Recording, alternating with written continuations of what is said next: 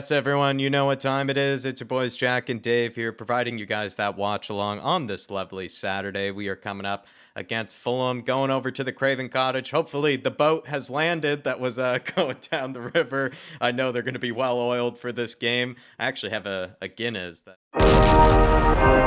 Sorry, accidentally hit the intro there. I actually have a Guinness, everybody, in the refrigerator that maybe at some stage maybe I could crack open. Would love to, regardless of the outcome. Just to maybe get an early St. Patty's Day parade. In the household here, but also to try to in some way mimic that lovely party that I bet is going on for those best Spurs fans. Dragusin Dave, he's on the lineup card here. They have him front and center. They've been waiting, the media team, to unveil him. The Radu, he is right in front of us. The lineup, it's the same one. Apart from him coming into this team, he's getting his huge opportunity here.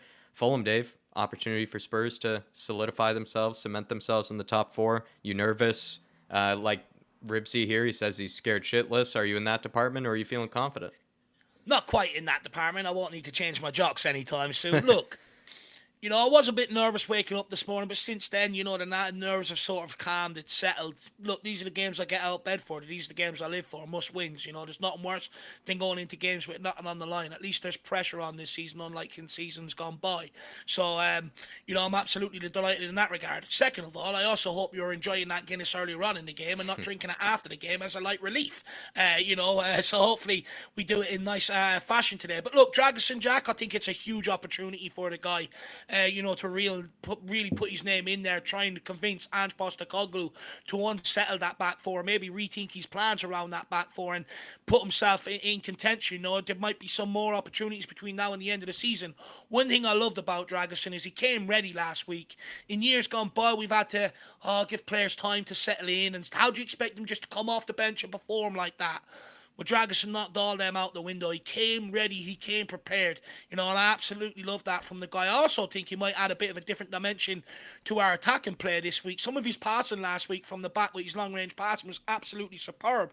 The last defender I've seen do that, Romero can't do it. The last player I've seen do that on a real consistent basis was Toby Alderweireld, Lord of the Ping. So be interested to see what Dragusin produces today.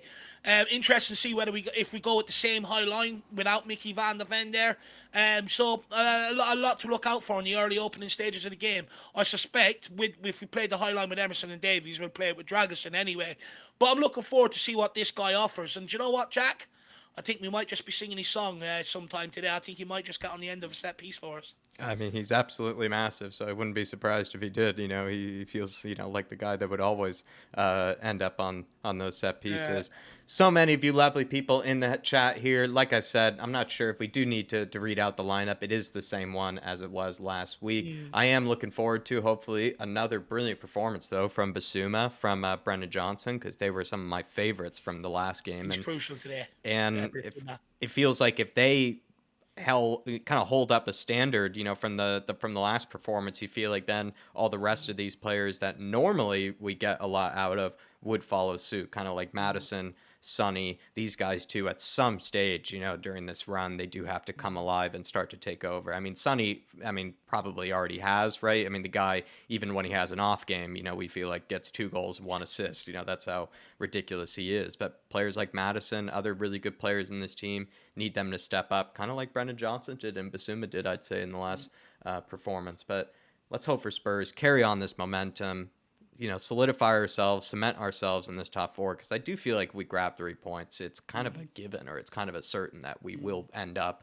either in 5th position or either in 4th position. And I think it will become, much easier on us when it, this debate of, whether we can overachieve this season. It's been kind of a stressful one at times because, we've looked very unconvincing. Yeah. We've flirted with top 4, it feels like, but now's our chance, I think, to really solidify it. What I would say, Jack, is just highlight Basuma. I thought he was absolutely excellent last week. Every time he got on the ball, every time. Turn, look to go forward. 108 touches last week, only lost the ball 3 times. That highlights how good he was on a consistent basis.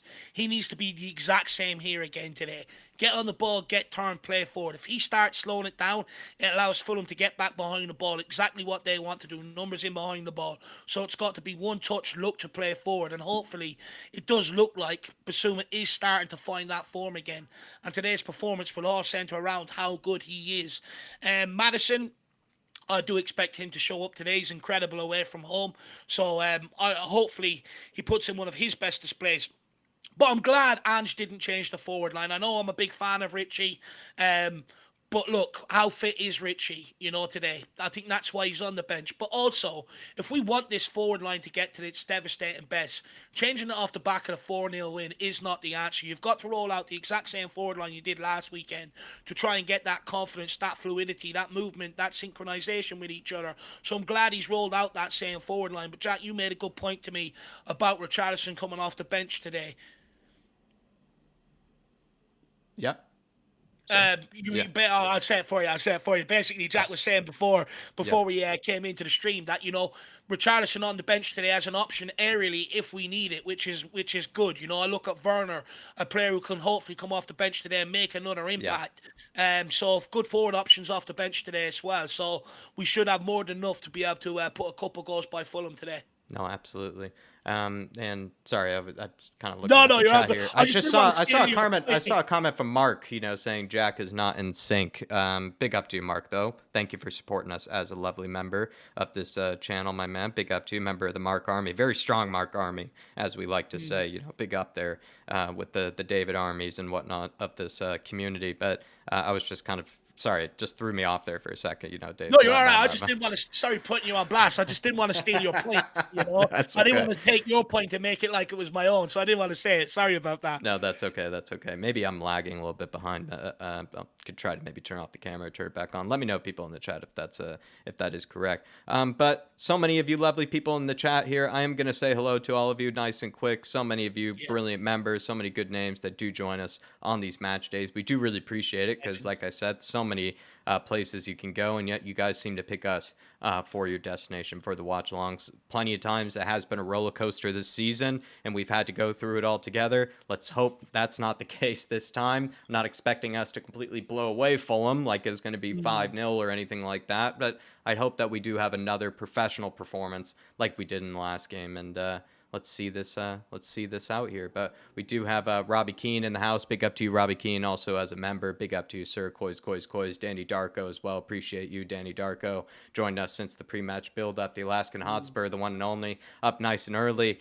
Good to see you, sir. We have Mick Hermlock in the house. Always good to see you, Mick. Ribsy85, like I said, starting us off with how he's feeling out of this one. Maybe not too confident, but hopefully we get you more confident as we get closer to kickoff here. Ribsy Kamikaze's been joining us since 2:45 a.m. You absolute crazy man. And I know Dark Sun G also must be up at probably, I think, around 2 a.m. I'd imagine as well. Absolute crazy man. This is definitely not an ideal time, you'd say, for some of them. Big up to Tekken is in here as well. Big up to Tekken. Big up, lads. The Cockerels landed on the cottage and will fly back to North London with 3 points. The inhabitants won't know what hit them. Well said. Big up to Dave Janola, too, as a member. The one and only Georgie Hill. Oh, afternoon, lads. Smash these lot. Going for a 4-1 scoreline with Johnson, Sarboy, and Sonny with a double as our skull scores today. Come on, you Spurs. Come on, you Harris Army. Come on, you Flat Cap Army. Not actually a bad... If you're going to go for a 4-1, that would be a likely outcome, I think, when it comes to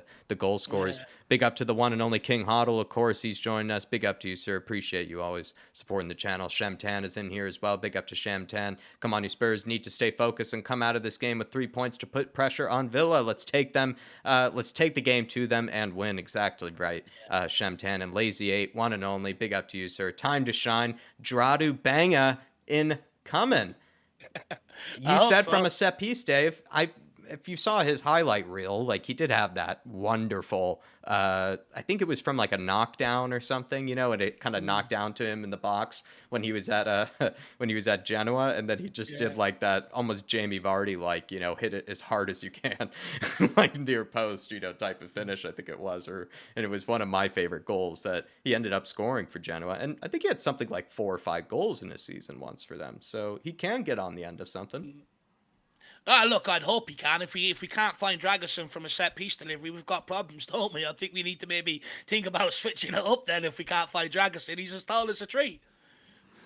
He is as tall as the trees. The largest center back. This is some of the largest center back situation I've ever seen us have. It's terrific. We just got absolute trees back there. Romero Yeah. actually looks small in comparison, but he makes up for it Yeah. with being just the bulldog that he is. Big up to you, Lazy Eight, and Draudu Banga. Anybody who fancies throwing some baby bet on the one and only man bun man, feel free to do so. It's good to have a man bun back in the lineup as well here, everybody. Charles Ingram join us. Big up to you, sir. Appreciate your support as a member as well. Skunky Works is in here. Appreciate you always on the match days. Black Wolf 1967.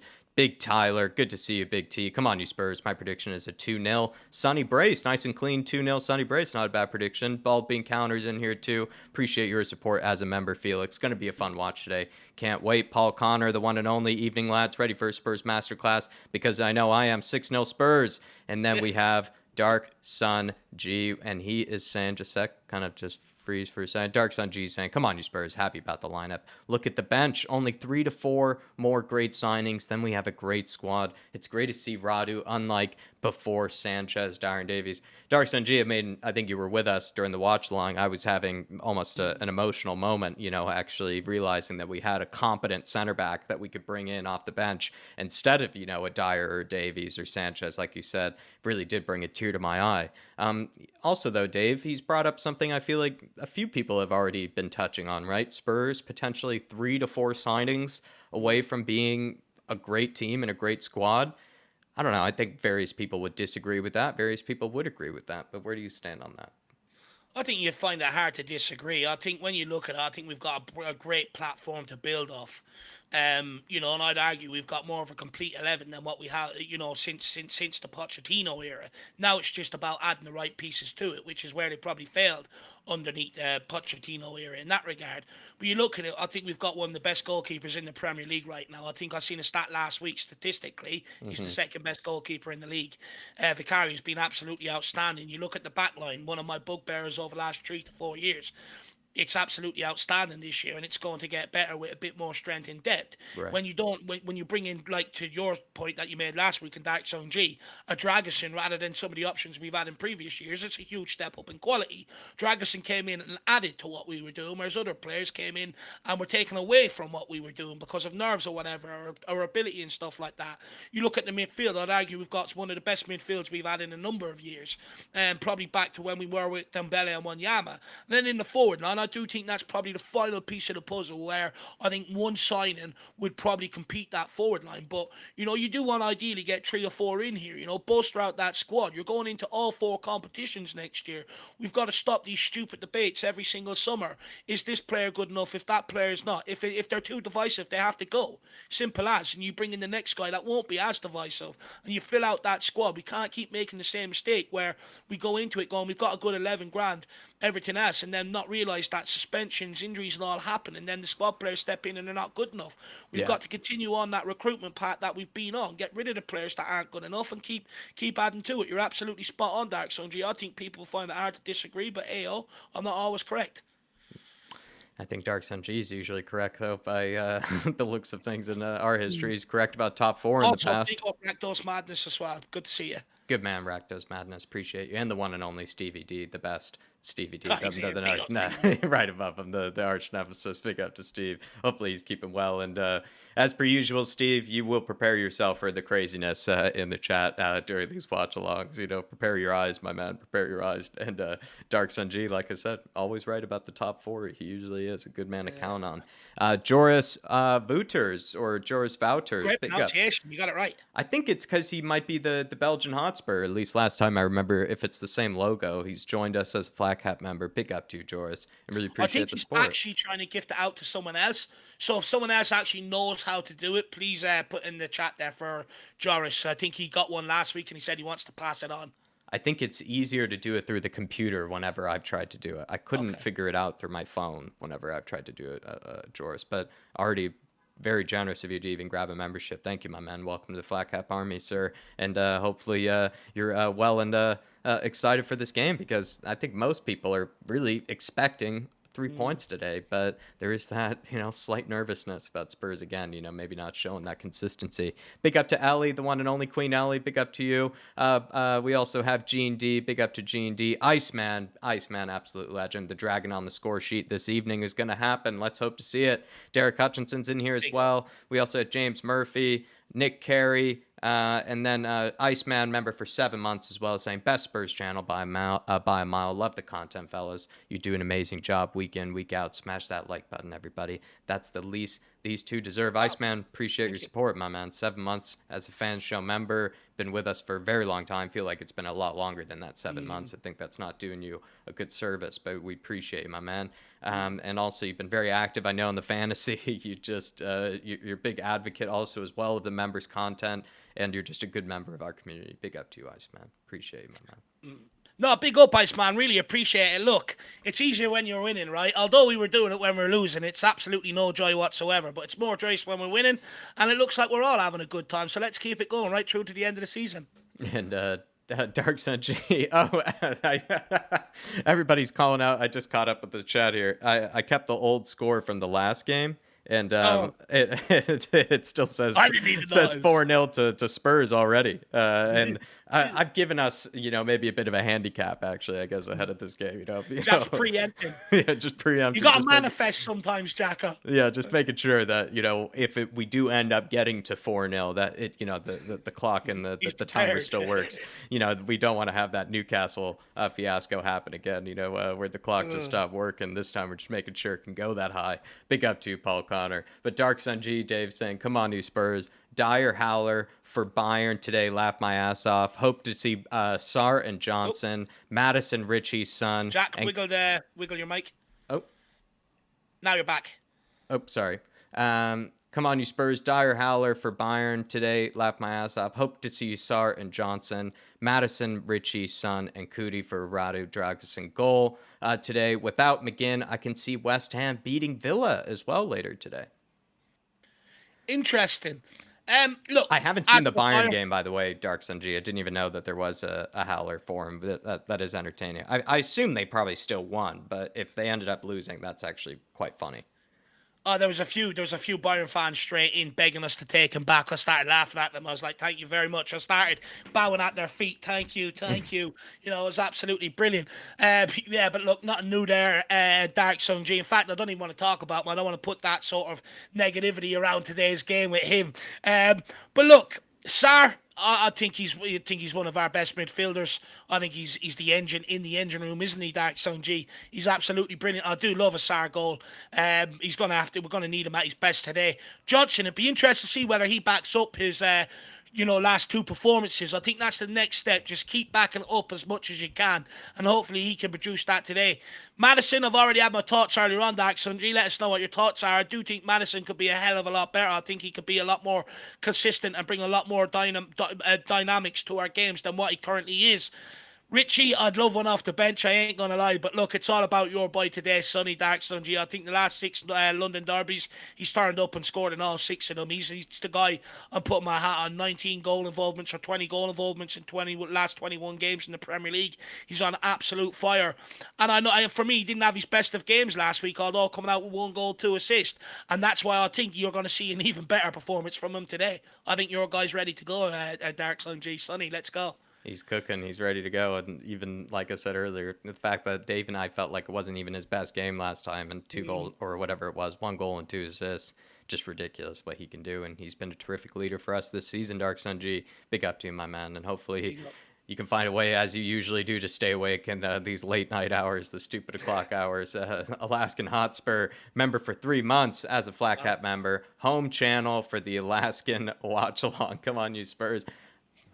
I mean, a these place. are the games where I bet it's a better vibe for you, the Alaskan Hotspur. The sun is starting to come up right towards this stage. I know Alaska, right, gets a little dark, during the winter months, but now we're approaching spring. Sun is starting to come up, earlier and earlier each passing day. And this is a later watch along or a later even kickoff for us. We also have the benefit of the daylight savings too, so much better vibes for you. You don't have to get up at crazy o'clock yourself for these ones. But Dave, I know you've always wanted to eventually have a long journey over to Alaska. It's where maybe you Uh, could have been born, or maybe could have been spending your time. But I Ireland for feel you like it it's is. where my spirit resides, Jack. I feel like my spirit. I may be here in person, but I feel like my spirit is in Yeah. Alaska. I've an asphyxiation with the place. I'd love to go spend a week or a month there, and sort of just check it out and stuff. Hike all over the place as well. It looks phenomenal. Looks absolutely phenomenal. And big yourself up, Alaskan Hotspur. You're a very, very lucky guy. I know sometimes you may not feel like it with some of the weather that you guys get out there and stuff like that, but you are. Trust me. And as well, big up to Sess's Grammy Hammy. We also have Cockeyed TV. Big up to Steve. Welsh Gal, the one and only Welsh Gal's in here You got too. Welchie. Like I said, Welsh Gal, maybe not so many IPAs. If you do enjoy a nice stout, feel free to enjoy a good Irish stout this weekend. Aaron Yeah. Robinson is in here too. We also just make sure Laws for Ange as well. Sean Maddox, the one and only Sean Maddox. Al Ben, why is the score 4-0? It's because I'm just getting it ready for being 4-0, Al Ben. Big up to you, my man, and really do appreciate you always tuning in for these watch-alongs. Mario, the Tottenham teacher, is joining us. Big up to Foggy of Foam as well. We do have Patty Higgins, the one and only Patty Higgins. Ed Sweeting is in here. And then we have Tony Young, Nomad, Aiden Bloodworth, and then the Belgian Hotspur has gifted a membership to George Kadaris as well. Big up to you, George Kadaris. And then towards the bottom, I believe we're catching up here. Scooter Reacts, member for 13 months, fan show member, got $20 on Daddy Sar to be the first goal scorer to collect 3:40, nearly 6:30 a.m. Sunday morning here. Perfect time. Big up, Dave and Jack. Come on, you Spurs. Big up to you, Scooter. 13 months of support. Really appreciate you, my man. And I think you've been, like I said, sort of like Iceman with us a lot longer than that. And we really do appreciate you as a member. And Dave, Daddy Sar, he's feeling it. He's feeling $20 worth of Daddy Sar today. And he pops up with the late runs into the box. How do you see it happening if it were to be a Pop Sar goal? Look, I think Papa Massar is a lot better on the ball than what people give it credit for. If you go back and look at some of the goals this season, he's often been the assister to the assist with some of his balls. Look at the cross he put in last week. Half of our wingers have struggled to deliver crosses like that this season. So there is a potential for him to score. He scored against Man United, one of the biggest games of the season. And I do say this about Sarr. He does save his best performances for the bigger games of the season. And look, I wouldn't write it off. Be interesting. I'm not sure he will score today, but I would never write it off with Papa Matasar. He does like a late run into the box, like you alluded to, Jack. He does pop up when unexpected. So let's wait and see what happens. Definitely. I love Sarr, though. I don't think he gets enough credit. I really do not think he gets enough credit off anybody, journalists, fans alike, and stuff like that. I think a lot of what he does goes unnoticed. Most consistent midfielder this season for me, Scooter Reacts. He's actually the youngest as well, which is crazy to say, right? The fact that Yeah. he's been the most consistent, probably the most reliable as well. So many good things that you could say about Pab Matasar, yet he's the youngest of them, and he actually doesn't even show kind of the signs of it, really. I mean, you wouldn't really guess, apart from when you kind of look at him, still looks like, a young kid, but the way he plays is just completely different to his age. He is a terrific player and does everything off the ball so well. Even the other day, I was actually having a conversation. People are talking about where he could improve and whatnot, and I just felt like, it's almost being a tad harsh. I think the kid's so ridiculous already for, his age and everything, and I love Daddy Sar, and let's hope he puts in another great shift for us, as he has plenty of times this season. But everybody, it looks like we're getting quite close to this kickoff here, and 3 minutes away. Dave, any final thoughts? Any late minute anxieties? I've had to switch the score here, so we had to take ourselves away from that dreamland fantasy that we already were 4-0 up. It is going to sadly start as a 0-0. There's your man Rob Jones, I believe, stepping out. Dark Sun G, let's hope that he doesn't pull off any Brentford like decisions or any of those other bad penalty calls or lack of red cards, I believe, is another thing that he seems to show.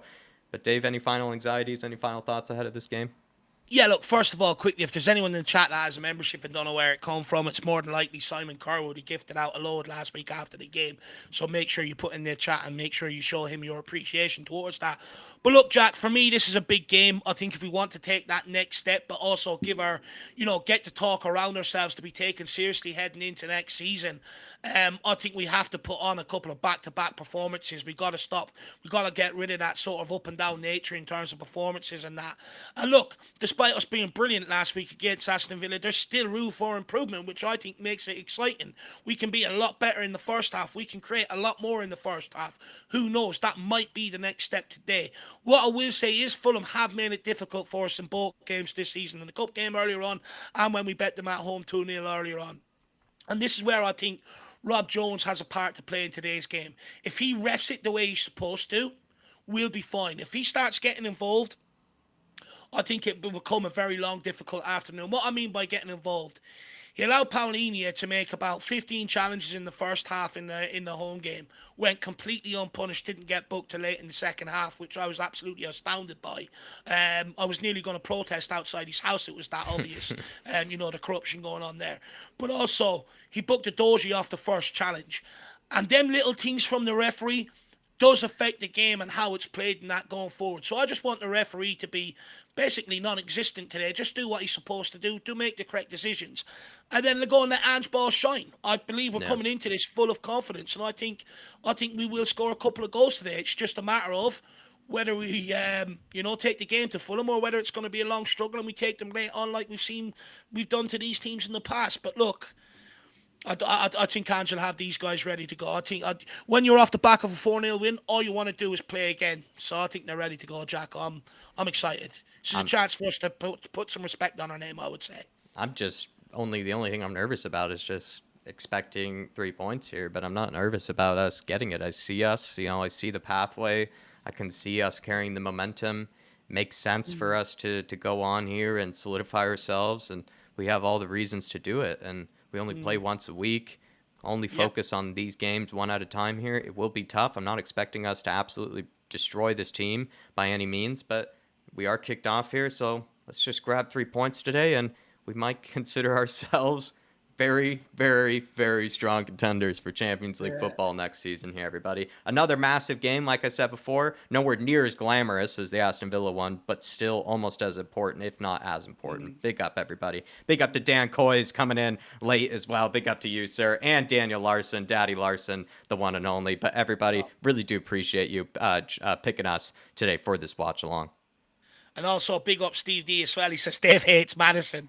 That's going to be trending on Twitter tonight. Not biting on this one, Steve. I'm in too much of a good mood now.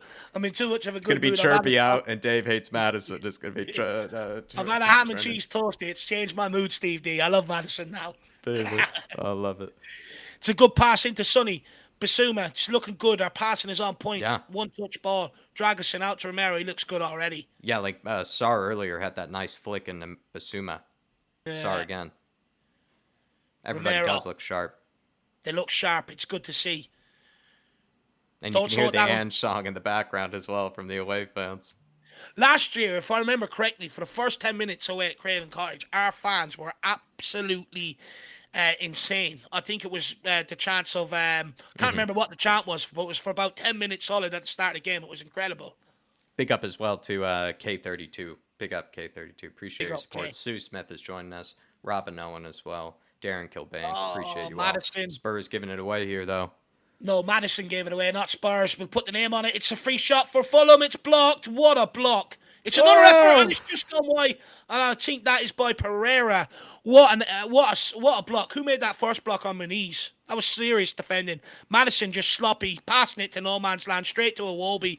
And I believe that's Pereira picks it up, plays in Munoz. He has a shot. What defending by Christian Romero. Yeah. And then it's another shot deflected, I believe, just wide by Dragusin as well from Pereira.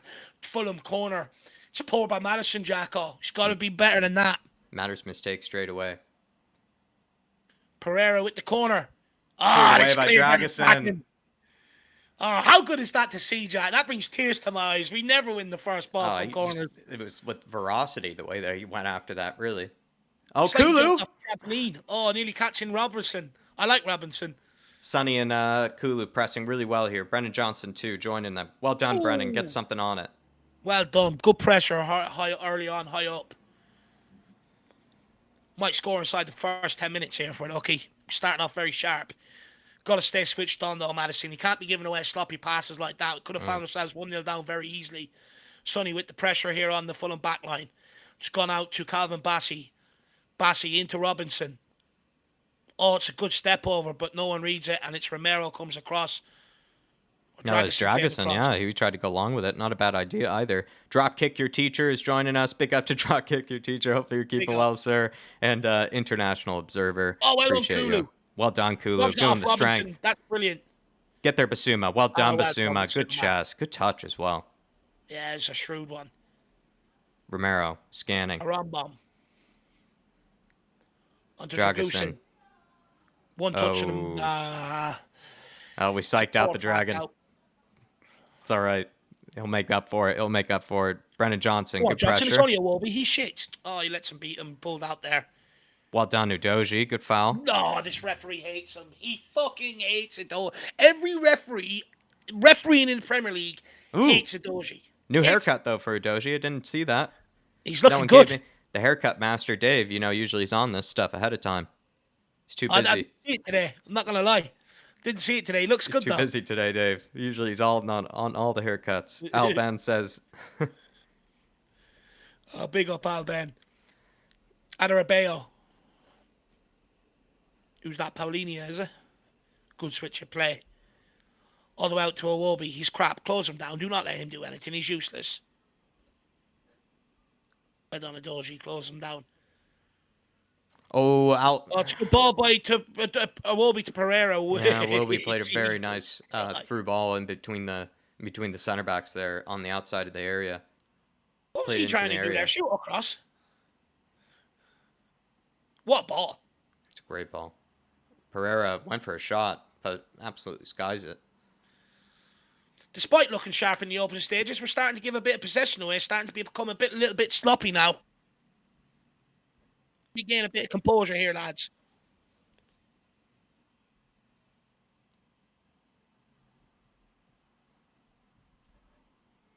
Big up James Paratrooper. And Al, I actually like her. I actually think she's all right compared to some of the Chelsea people I have to listen to on a regular basis when it comes to NBC Sports. I think she's great. Iwobi here. He's starting to get into the game. Someone close him down. He's crap. Willian. He loves a goal against Tottenham. It's a good ball. Adoji clears it. Tottenham need to get their foot on the ball here again. Ooh, sloppy pass. It's a number of sloppy passes now. Go on, Sonny. Go on, Madison. Good switch of play all the way out to Anthony Robinson. Good control by him as well to bring that down. Good one too with Willian. Paulinho also switches play. Or no, he goes long in behind to Dragusin. Oh, great defending. Well done, Dragusin. Absolute great defending by Dragusin. Good sir! Goal kick, surely. Great defending by Dragusin. He's been good. Apart from that one pass to Johnson, he's been brilliant. And he tracks the runner. Yeah, he ran with Maniz. He probably knew that he was going to be on sides. And then just... How many times last year did we just see players let him go? That's brilliant by Dragusin. Basics and defending. Track the runner. Brilliant. Switched on. Now we just need to get our midfield into the game. It's another poor ball out from the back. Tottenham throw in though. There's a massive gap between the back line and the midfield that's not usually there. I'll take a look out for that. Big up to Brian Dempsey. He's saying we need to settle down here. Yeah. Fulham are doing very well to go man for man on us at the minute, though. That's much better, though. Who's that? Sonny opens it up. Brennan Johnson now. Into Matters. Johnson left foot across, out for a corner. We'll take a corner. Stragusin time.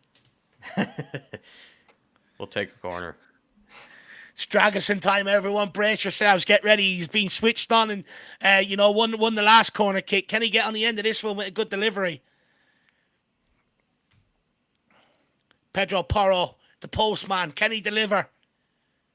It's good to have Porro back on the free kicks. Yeah.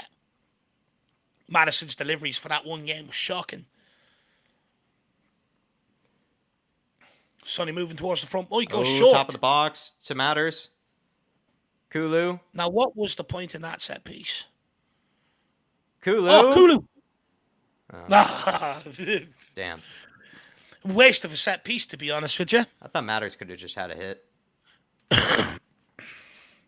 You either got to have a hit there or you got to whip it into the box. Like, usually, if I'm not mistaken, I think the rule, if you are going to go short like that, you do within a few seconds have to get a ball in. Either it's a shot or it's, a cross in. What's the point of sort of passing it around, your penalty area when you have all your center backs inside the opponent's box? There's really no reason. We've got one of the tallest centre backs we've had in years, and we've gone for a short corner. What's the point of having them come all the way up there just to do that then? Oh, well done. Well done. Good interception by Porro. I think it was actually Romero, sorry. Good pressure, I think, by Kulusevski as well. It just feels like a swallow to fly. Good pressure by Kulusevski. Good touch by Romero. Good pressure there. Can we get a good delivery in here? Put this one in. If they see another short one, I'll go mad. Robertson cut off all his hair. Why? He looks like Trent. Yeah, he's gone for a few different hairstyles this season. It seems like he could really fit into Spurs because, we often do that as well. We go for multiple hairstyles within a season. He'd be a good backup. We're not content. I'd like him. We're never content with just the same old, same old. We're always going for something different. Can we get a good delivery? Where's Dragusin? He's not even up there. Oh, he is. There he is. Top knot. Let's go. Come on, top knot. Right on top of the knot. It's bouncing around. No! Matters! Someone! Get on target. The ball's just bouncing around there like a hot potato. Oh. Pinball eventually it's been given for an offside, but Jack, how many times do people need to pull the trigger on it? Oh, it's just pinball in there. King Coddle's right. Oh, my Lord. Who's that? Romero makes the initial sort of thing. And then who's that pulling their... Who's that? Whoa, Oh, handball. Handball there. Papa Massar goes to pull it. It's cleared off his face. Yep, handball. Handball. No, not given. Tottenham Hotspur, Arsenal fan. There we go. Referee's an Arsenal fan. It's a joke. They can't all. If that was against us, they'd be. Not sure if that was against us, we'd be talking about 5 minutes later because they'd be still showing the replay. I'm not sure if they're all Arsenal fans. I think they all just collectively love not giving penalties to Tottenham. I think they just all get great enjoyment out of it. Oh, well done, Adoji. Just moves Iwobi aside. And of course, in true Spurs fashion, it's like half a second replay, and we just move on. Like, there's not even a bother of a check. We're the only team. It's like we're the only team that doesn't even have VAR when it's anything against us. Iwobi with the ball no! Gario! Great block. It's blocked again by Romero and Pereira. Absolutely outstanding block by Romero. He's had 2 great blocks so far. We need to wake up here. Catching us out there, Fulham. Down the line here to Robinson. He's in the box. Romero clears. Oh, Romero again. Madison, good clearance. Absolutely superb in there. It's 3 blocks now. It's another ball in behind the Doji. It's in the free shot. Vicario with a brilliant save. And Basuma to clear it. Tottenham really do need to wake the fuck up here. That's 4 or 5 attempts on our goals in the open 11 minutes. That's not good enough. Iwobi cutting in. It's a good cross. Vicario does brilliantly. Pereira follows up with a shot. Romero puts the body on the line. And then William picks it up. I think he plays, who is it, Robertson in eventually. It's a good 1-2 there. Vicario done absolutely brilliantly there. What a save. He's been doing that time and time again this season, Jacko. He's terrific, Vicario, but great from Romero, I must say, in these defensive moments. He's had some crucial blocks and some crucial interceptions, and it's just been great so far. He's been very switched on. It's another in-swinger. Radu Dragusin, another clearance. Again. Porro out at left back. Spurs fans giving Willie on the reception he deserves. Well done by Kulu. The 2 right-siders over on the left-hand side defending there. Brilliant. The strength of Kulu there. That's beautiful. You get more of a replay on this than you were in a handball. It's a joke. The Porronator. Come on, find the right ball here now. Why are we trying this long ball crap? Start with your short passes and build your way into the game. Like 4 or 5 times we tried the long ball and we're just giving it straight back to them. Big up late, Evelyn. Good to see you in the house. Oh, the guy that lives his happy clapping days to us. Big up, Leighton. Secret Good happy to see you. clapper. That's our theory. Secret happy clapper. Yeah. Big up, Leighton. Wound him up. Wind him up. I'm in a good mood today. I'm on the wind up today. Oh, yes. Good interception here. Ball. Sonny! Oh, funny. You can find that ball to Kulu who's in. He's not had many touches, and that was... No. Pereira, though. Fulham on the break. Willian, he always scores. It's a good ball to Robinson again. Across the box. Well done, Vicario. Thank you, Vic. Again, well done, Vicario. Him, Romero, and Dragosin have been outstanding the opening few minutes. Game's really opening up because Fulham are moving very quickly on the break. They're moving and that's what you're supposed to do against Spurs. If you do want to try to score and sit deep, you have to move. You have to move quick. You have to transition quickly, and they are doing. But more that. crucially, they're finding their passes. We ain't finding any. Yeah, that's fair. Kulu here. Pora, lovely, and Nassar. Sar, what a touch! Sar, beautiful! Oh, Sassy with the recovery tackle, just about. Oh, Sar was so much clean through. The other side. That is audacious. Nearly clean through. Who was it? Scooter Yaks was nearly losing his crap there. Johnson, here we go. Come on, kid. Good ball to Madison. It's a poor ball to Kulu. He's got to thread it through he can't thread it through there.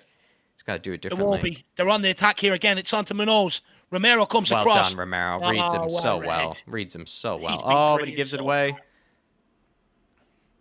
Our passing has just been way off. Fulham are putting on good pressure, and we can't cope with it so far. Paulinho, Castagna, Iwobi. And he's gone for it again, Iwobi. Castagna.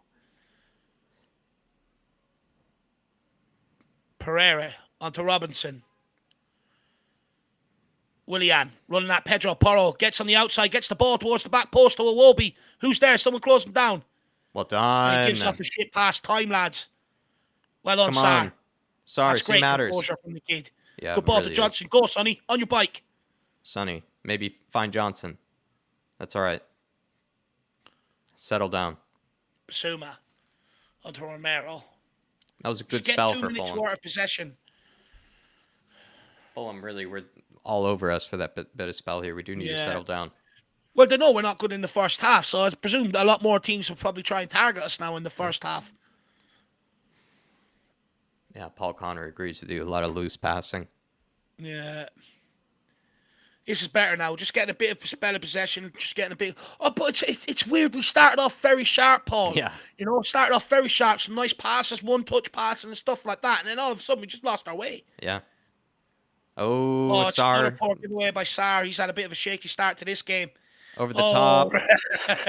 Dragosin. Well done by Dragosin. Does what's needed for carry up. He's a bully. Dragosin. There we go. Madison.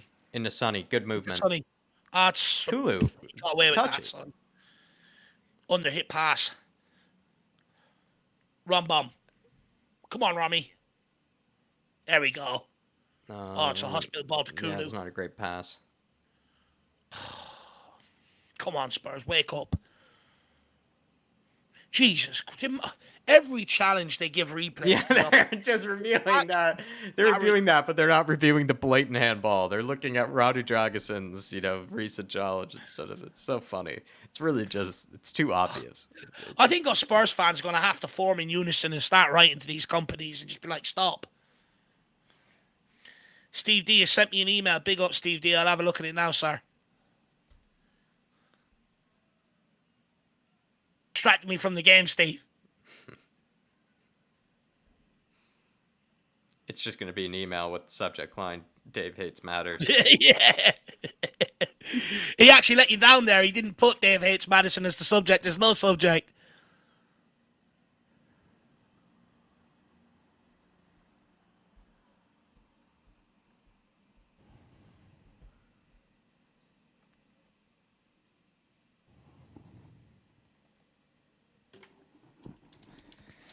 Free kick for Spurs here.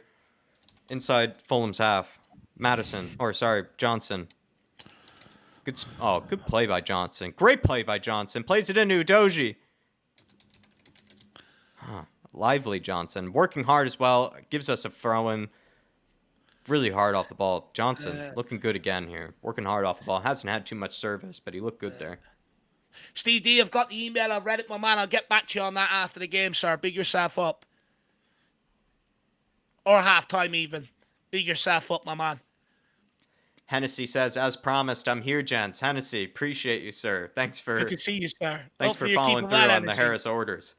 Pick up, man. By the way, Paddy's weekend. Hopefully you do whip out that Hennessy. Pick up, man. Iwobi. Well done, Basuma. Well done, Basuma. Or Doji. Basuma.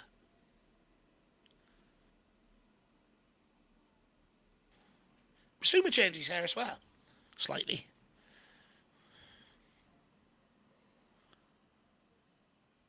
Adarabeo all the way back to the keeper. It's a better press. Oh, lucky Sarr nearly nicked it. Nearly nicked it off Paulinia. Fulham making it very Well difficult done, for us in the no open Poro. stages. Wins it Well back. done, Poro. Kulu. Skins past Bassey. Bassey. Oh, find the ball to Johnson. He's begging for it. He's absolutely gagging for it. Robinson wins the ball off Kulusevski inside the penalty area. Skin past Bassey. Just couldn't make his mind up there. Big up, Quincy. Good to see you in the building, sir.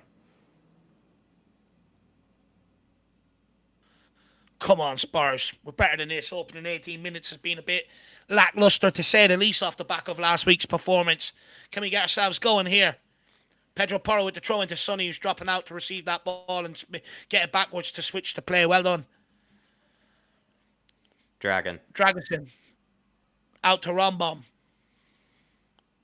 Finds a great ball to Sonny. Gets dispossessed. Sarr picks it up. Onto Kulu or onto Porro. Nice. Oh, good ball. Oh. Well done. Good recovery from Poro. Basuma. Well done. Into Sarr. Kulu. Oh, I think Son just got his way. Penalty. Man, I want to look at that again.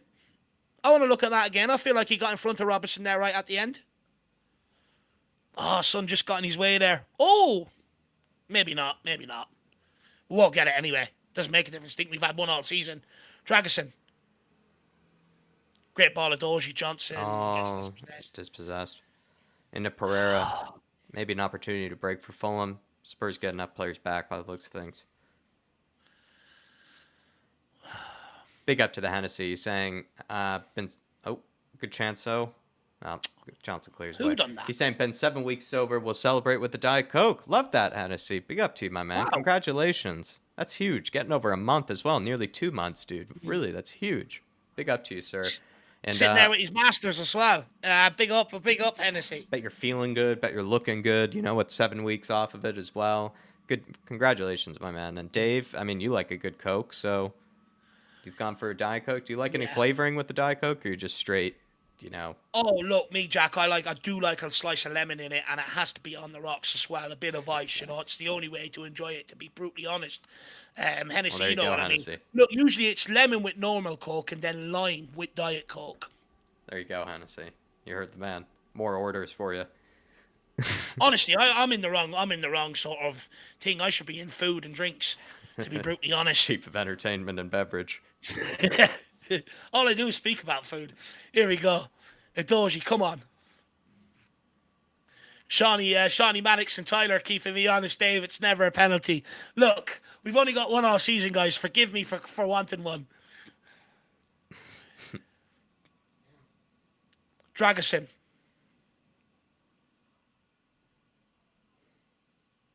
Madison. Into Sarr.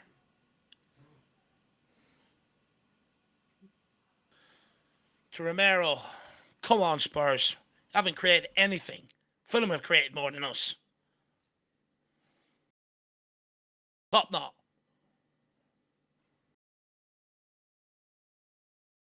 Oh, unlucky. It's better. At least he's trying to be brave. Just needs to execute it next time.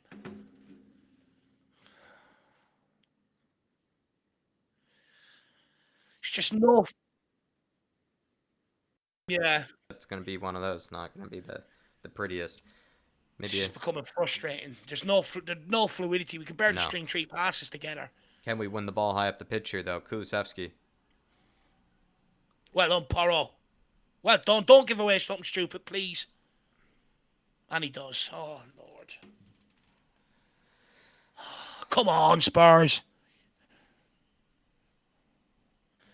Leighton Evelyn said we haven't had a shot on target. That's the story with every first half, Leighton. Big up, Kulu Sexy Football. Good to see you. Hopefully you're keeping well. Shikari Shock as well. I haven't seen you in a while. Big up, Shikari.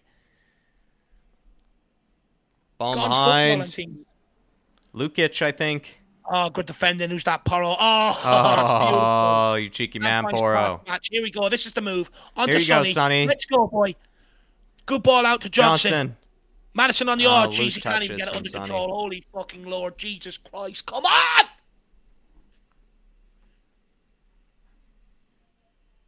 Caught them up the field on the attack. It's just where you want the tight control to be. He's got Madison on the overlap. That's shit.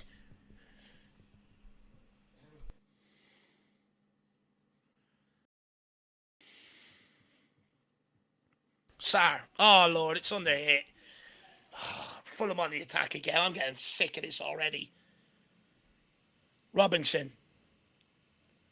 Anyone going to pick up the runners here? They've just allowed him to start through. Lord. That's the penalty. If that's not... if a Doji... If that's not... They'll probably give that. It's a good ball out, though. Can Madison get there? Basuma picks it up. Look at Kulu. Kulu. Look at him. Sonny Kulu. Or Madison. One of them. Plays Madison. Play Sonny Come on, back. Madison. Oh, Lord. Sonny! Just gone over. Should have probably buried it. It's much better by Tottenham, though. I wonder will they call this back and look at the challenge up the other end and pitch in the other box. Robinson absolutely danced through us. He pulled back. I think Adoji gets in front of his man. We eventually get the breakaway. It's good play by Sonny. Good ball. Madison slows it down. Could have been better there. Sonny just puts it over the bar. The next one he'll score, though. He side-footed it. He could have maybe thought about the curler. Went first time, side-footed it. See, that was sketchy there. We nearly clipped down. Udoji. Whoever that was, Sar nearly clipped down Robinson and Udoji. Udoji on Munoz, that could be given. I don't think they are. No. Wow. Getting away with it. On attack. Come on, Kulu. You've got the Porinator. Who runs this prison? Unlucky. Oh, and they have a break here. Willian. They have numbers as well. He's got Pereira on the outside who's ahead of... Udoji, see him down the outside. Wobie squares it back to Willian. Thank you, Vicario. Game's opening up. We've got to try and score here. Yeah, they're just firing shots at will now, Fulham. People saying Son usually buries that. Look, he does. He'll get another one, he'll bury it. I'm not too concerned about Son missing, to be honest. Would have been nice to put it in the back of the net, but I know when he gets another one, it's going in. Basuma. There we go. Sonny. Well, it's just because he plays striker, he just gets only so many touches, and so if his first touch is a little off, which I think it was his first touch in this game, it's hard to feel like, you can get enough time to get enough confidence in the game as a striker. It's a difficult position to play as compared to a winger. I have to say, Johnson's been mucked this game so far. He's not even been involved in anything that's coming his way. He's lost it. Pereira.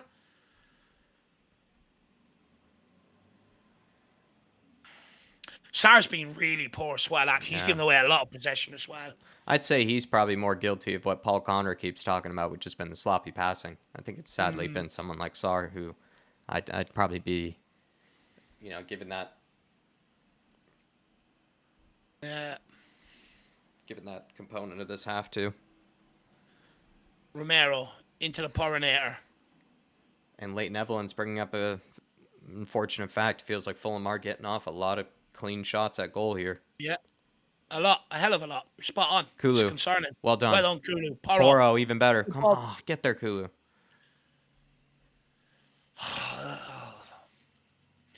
They're just making it a dogfight at the minute. Yeah, having to fight for everything, even just get the ball under control.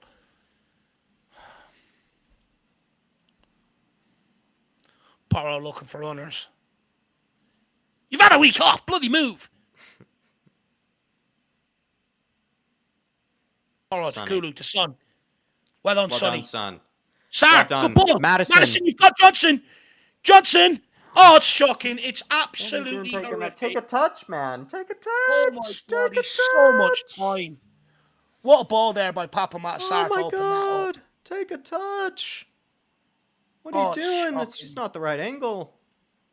I'm going to have to get onto Dermot's watch along. I'm going to have to say, come on, Dermot. You went early on Johnson. Dermot's fucking hell, that's shocking. That's absolutely shocking. If Donnelly done that, I'd be pissed off.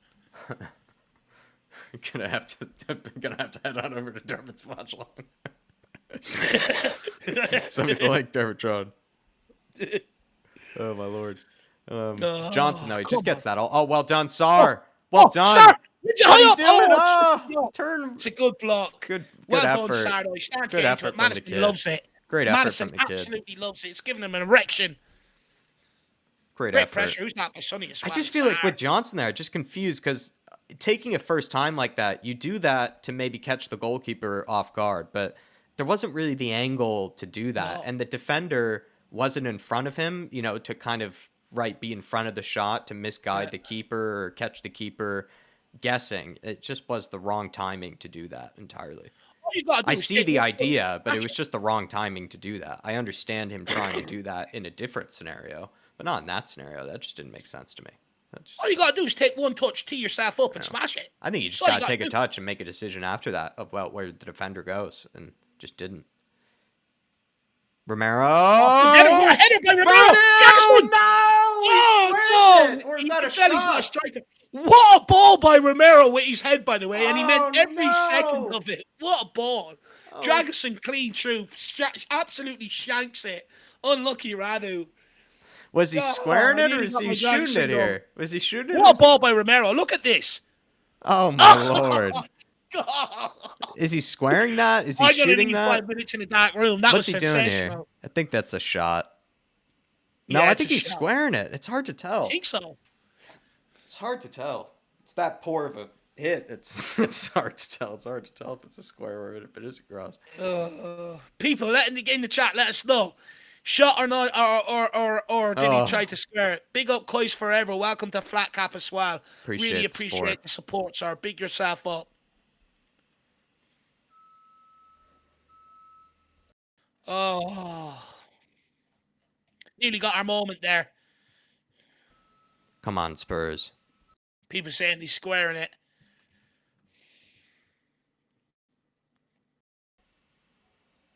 Ball behind, though. To Wobie. Sprays another one in behind. Very good ball. Poro, well done. Good recovery. And he clears it off the Fulham player. Well done by Poro. So composed. I feel like his haircut isn't as sharp as it usually is. I think we need to get a barber in there. Same with Ramirez. I was looking at that earlier. It doesn't look as sharp as it usually is. I love how everybody's saying pass, but Leighton Evelyn says shot. I think it actually was a shot, personally, but if it was a pass, that wasn't that bad of a pass. It was just the wrong decision. He should have gone for a hit. He really should have gone for a shot. I think he had a shot, personally. I think it's just a typical center. If he did square it, I think he tried to stroke it to the bottom corner. Wrong decision if he did decide to square it. Yeah. Just put your laces through it, Radu. We need that Radu banga, like a Draga banga. Well done, Poro. Great ball to Kulu. Great touch. Oh, great. Bassi just there.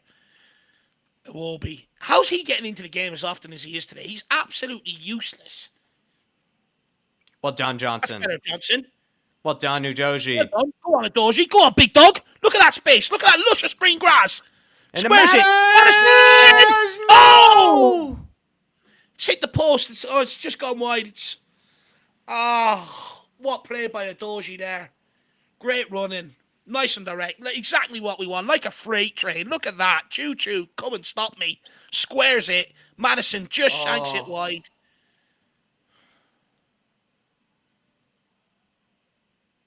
Oh, it hits the goalkeeper's water bottle. Matters.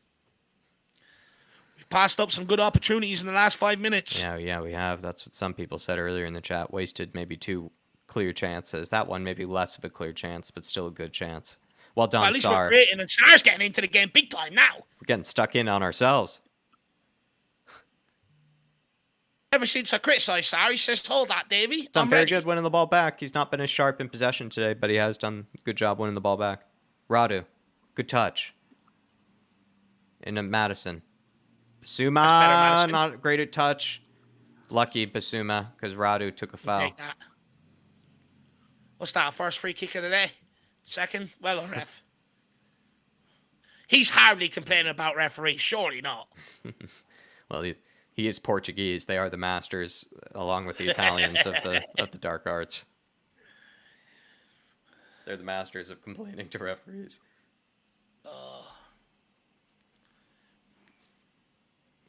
Radu. Into Madison. Do Matters. not lose it there. Out to Romero. Look at Tsar. He's begging for it. Here we go. Back to Romero. Poro. Oh, Oh, Sonny sloppy picks it up, though. touch from Paulinho. Matters sprays it out wide to Johnson. Johnson, crazy touch as well. Lord. That's okay, though. He's taking him on. Great touch, though. Skins past his man. Sonny, what a Madison. touch. Madison shoot. hit it. You donkey. Oh, see, Poro. Oh, unlucky, Tsar. Matters, hit it, man. That Picks was it a back great. up. How's he not curling that? He's got to smack it. He's in the right position, right body shape, everything. He looked good. Even like also Sonny with that little back heel, it just is set up for a terrific goal there. Tsar to the Porinator. Nice, Good ball to Kulu. Kulu. Oh, Lovely. Oh, they're just crowding him out. Every time he gets the ball, there's 3 on him. Dragosin. Adoji. Out to Johnson. Or Sonny. Sonny switch with Johnson for a minute. Sonny cuts in. Is he going to have one? He thinks about it. Gives it on to Madison. Good ball to Kulu. Is that going to go out for a corner? I agree, Steve D. We're starting to grow into it a bit better now. Looking at it a little sharper in these last few minutes. I agree, Steve. Starting to create as well. Just get the next chance to fall to Son. It's in the back of the net. We're in the ascendancy. Exactly, King Hall. Beginning to exert ourselves a bit more now. I've seen the best of Johnson and the worst of Johnson this half. it's each possession. Win that. He's all over him, Ref. Jesus Christ, what is it? A dinner party? Vicario. Left foot. Into Basuma. His last 2 touches a little heavy. And Johnson, just as you say that. Come on. He's been 50-50 today. Johnson, he's been 50-50. His first touch hasn't been great.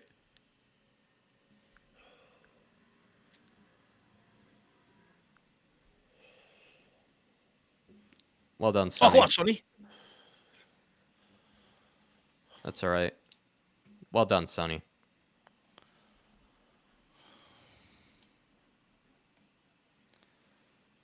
Chance for Spurs to get a goal before halftime, says Coy's Forever. Yeah, that's ideal. Yeah. It's a good 10-minute window here to do so. Radu. Romero. Let's take advantage of this. If we get another chance here, you got to take advantage. Wasted a few. Romy. Out to Tsar. Well done.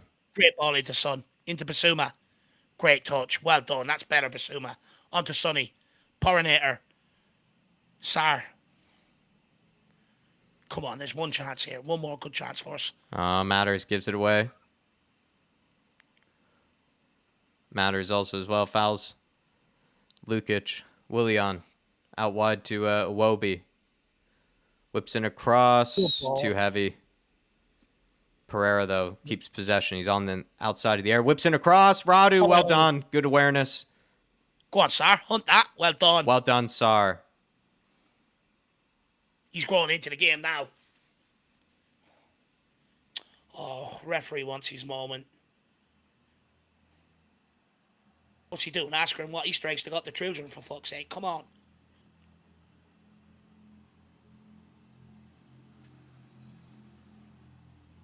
It's child's play that. Come on, ref.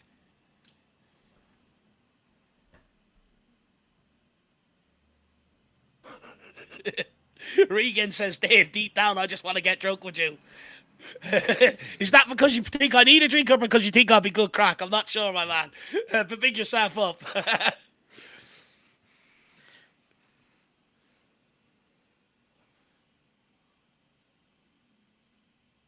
Doji. Into Basuma. Oh, he's got red there. He's not. Pereira. Oh, well done, He wins it back. That's brilliant. Makes up for it. Into Sonny. Johnson, just Play him, run. Sonny. Just run. That's all you got to do. Lord, Sonny. It's a poor ball. He's got to feed him. He's got to find him. It's poor by Sonny. Not a great angle of the pass. He just plays it way too close to the defender. Jesus Well Christ, done from Basuma, though. Here? Winning the ball back. More sirens than in New York. Put me off my game. Doji. Oh, saucing. Well done, lads. Madison. Basuma. Basuma. Great switch of Great play. ball. Absolute great ball. Opens up the play there. Romero slows Kulu. it down. Rom. Dragon. Good touch. That's it, Radu. Well done, Radu. Well done, Radu. Well done, man. Come on, take it Johnson. forward, Johnson. See Radu. That's all right, Johnson. That'll do. No options. Udoji. That'll do. Asking for Basuma. Come on, Radu. Right, Radu's back in place. Let's go. Romero, good ball to Sonny. I Found it difficult to get just on think the he played shoulder. that too early, actually, Romero. It felt like Sonny was about to come close to it, and then he played it too early. But Sonny's touch today has just been slightly off. Yeah. His overall execution has been slightly off, similar to even the Aston Villa game, I'd say, in the first half.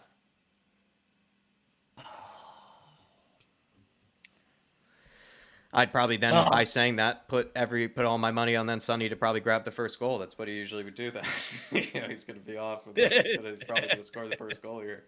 Kind of like what it was with Matters. I remember Matters was, we kept criticizing him, then he ended up scoring the first goal. But he's also, I'd say, been off today once again. Matters. He's been giving it away a few times. I don't think anyone's been standout, to be honest. I think you can pick good and bad out of everyone this half. I'd agree with that. I think you could do the same with Basuma. You could do the same with Sarr, Johnson, Son, Kulu, Porro, Romero. Yeah, no one's been really standout. I'd agree with that. Oh, great ball, though. Just get it down the line. Go on, Sonny. Good pressure. Can we bring it down? Oh, yes, we can. Kulu, play. Have it. Play somebody, man. Play Sonny there.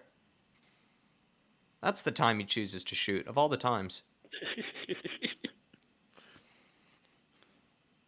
Oh, great tackling. Well done. There. And Sarr. Cesar. Brilliant. Kulu now. That's a free. He's just come through him. God. He's not Casper. There's a human being there. That's a free kick, referee.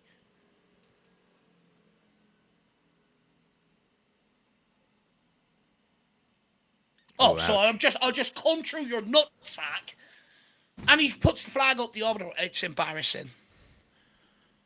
He's literally just come through and followed through right on his nutsack there. Lazy 8 saying, I think Radu Dragusin has stood out. Yeah, look, he's been good. But again, there's been a few parts with him, sloppy passes and stuff like that at times. But he's probably been the best performer. I'd agree with that. He's been more consistent than everyone else. Basuma, Johnson, Matters. That's a free. Finally. Calm it down.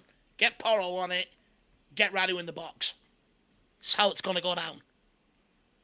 Listen to me. No, Madison, get off it. Go short. Basuma. Johnson. If he does that one more time, I'm going to scream. I'm actually going to scream. I'm going to let out a scream that no one's ever heard before. Bassi. He's going to let out a dragon scream. Fire's It'd be a scream of pain for sure. Fire's going to come out of his mouth. Well done, Udoji. Johnson. He does it again. He actually he's just kicking the ball away. He doesn't want the contact. Well done, Porro. In that, Rummy.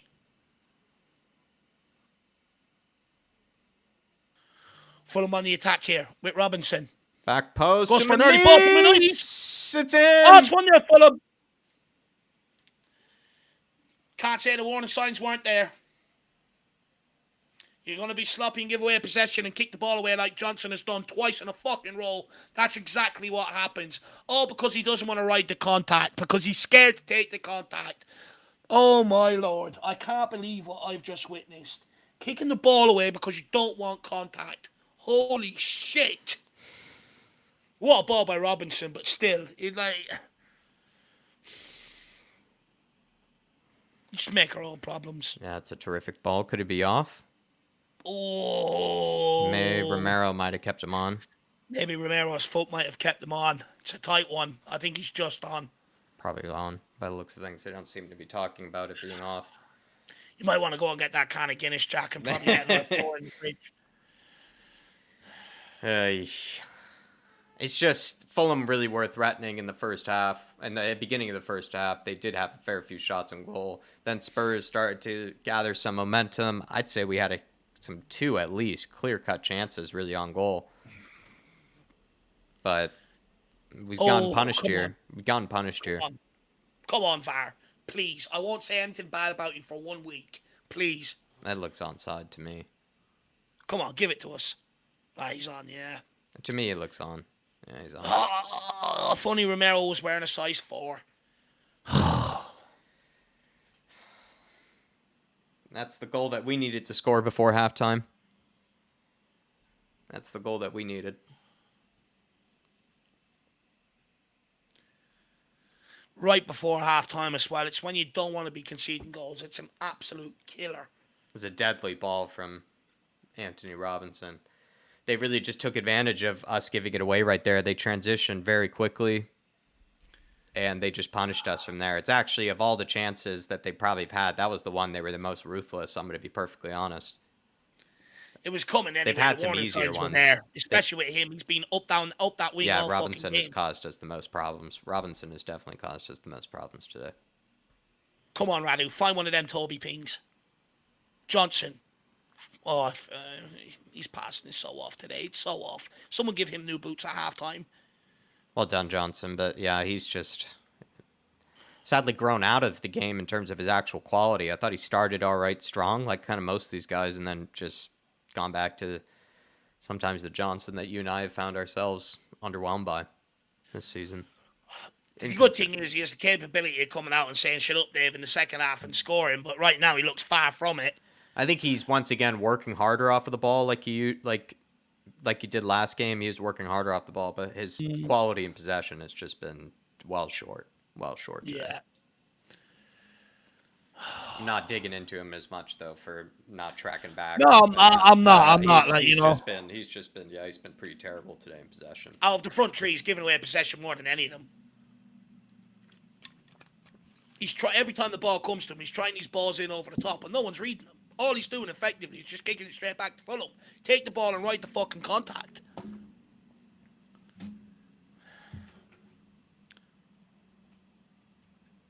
Fulham free kick. Corner kick, is it? Free kick. Massive inquest there. They had to call over the whole bench. May as well call Fred out of the stand up, he said. Pereira.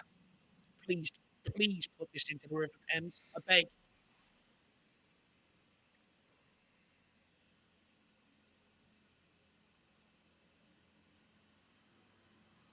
Cleared. Oh, I touched my Kulu. Come on, Kulu. Ref, he's fucking... Take the throw in. I'll take it. Suma. 1 minute to halftime. Can we at least get the equaliser? Romero.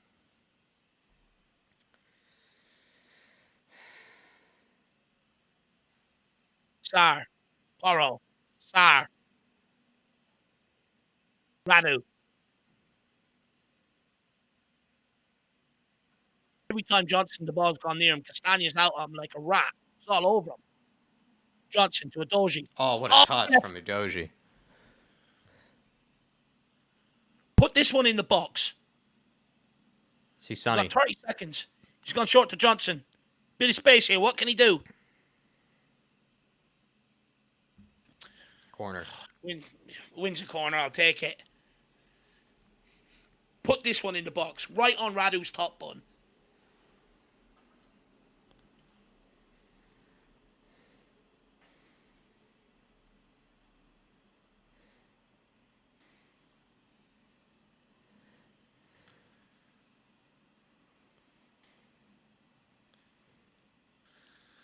Oh, come on, Spurs. It's in. It's cleared. Porro. Only as far as Porro. Put it in. Referee blows for halftime. You pray. Very Clef. eager to that referee clearly to blow for halftime. What They're very worried about Spurs, obviously.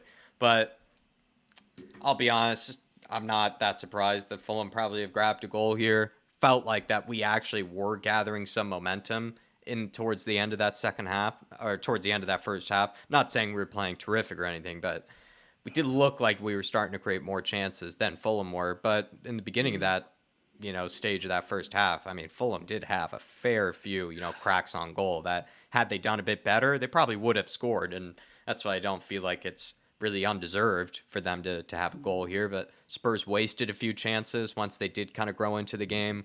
And that, at least in my opinion, that's been the story of our season at times. I know we have probably outperformed XG, but I'd still say that that was a bit of a surprise to me when I saw that stat, because I do think we still are a bit wasteful with chances that we get.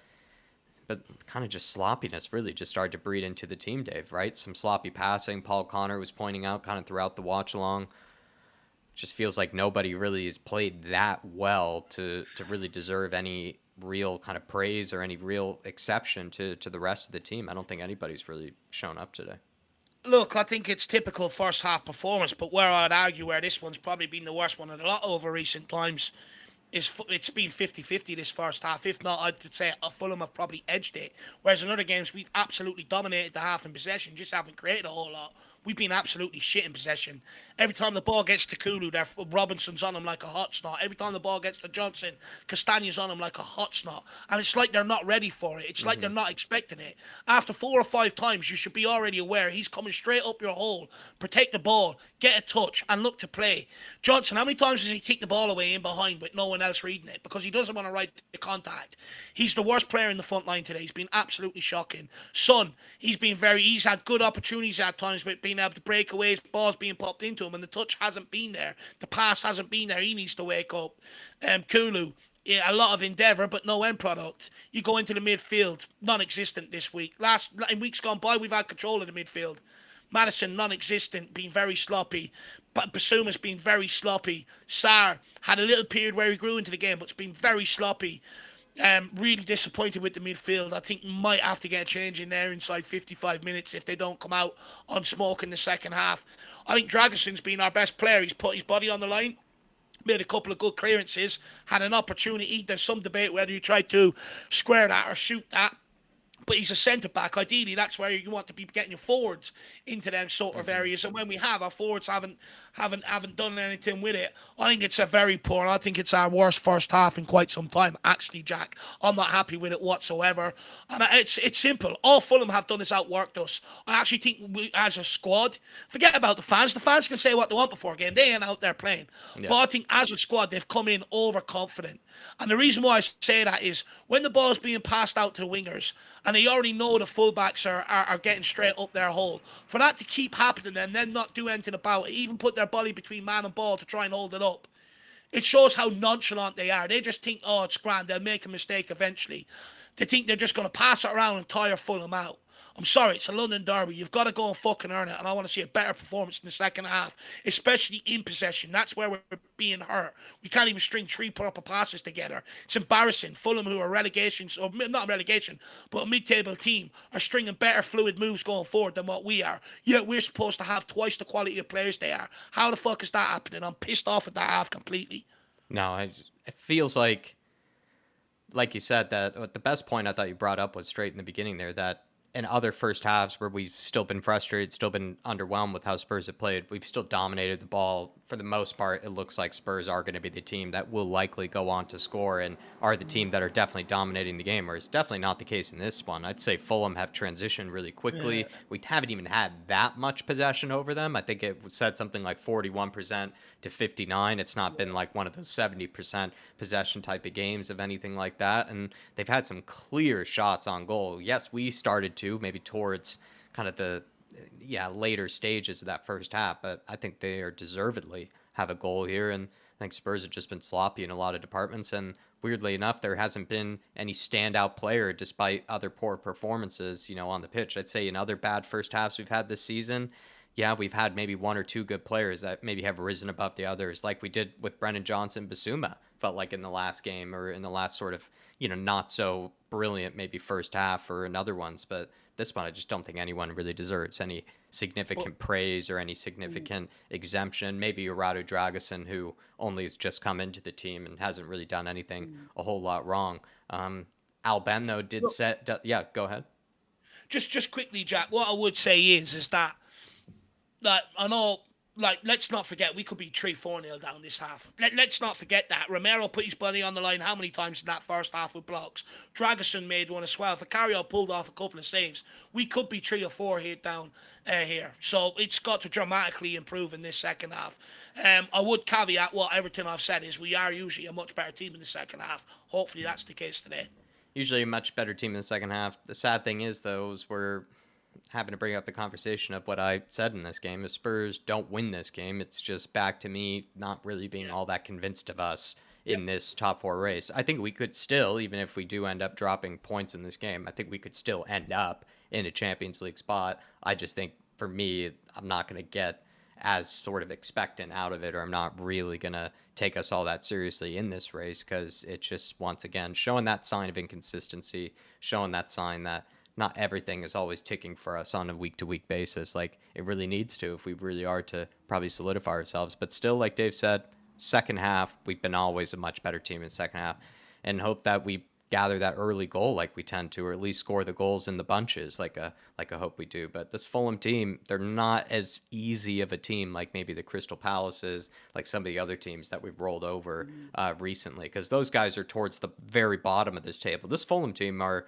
deserved mid-table side right below Chelsea, right? So that's something also to think about, that, you know, they're by no means, I think, really mugs this season. Like, they are It's not standard. Madrid we're playing. We're making them look like Madrid, but it's not Madrid we're playing. We are making them look like Madrid, but we also shouldn't, take for granted that we're all of a sudden just going to, I think, blow them over in the second half. Like, I don't think they're going to roll over for us. I think they're a better side than some of the teams that we've done that to recently here. But we still are good enough to do it. I know we are. Al Ben saying Van de Ven, I think he means to say would have reached him before the shot got off. I think that's what he means to say. I didn't really see who was on the back post there. I know that let's be honest though, Al, we take advantage and we take for granted, that speed that Van de Ven has. It's unfair. It's a cheat code at times, that speed that he has. Dragusin, for me, is still well and fast, but Dave, maybe you have a better angle on the goal, or maybe you had a better read of it. Do you think Radu or someone else could have probably gotten there? Look, first of all, I think it's a well-worked goal. The delivery is absolutely spot on, and the run is inch perfect. He's about that much onside. If Romero was wearing a size 3, that he would have been offside. That's how much is in it. But look, I suppose after he takes that touch, you probably would make the case with how quick Van de Ven is to cover ground. He might have got there. But look, he's not there. We got Radu Dragusin in. I don't put the goal down to Radu Dragusin. I actually think it's just a well-executed goal. It's very fine margins. But I would say, without having Van de Ven there, it probably has destabilised us a little bit, especially with how maybe calm we are coming out of the back.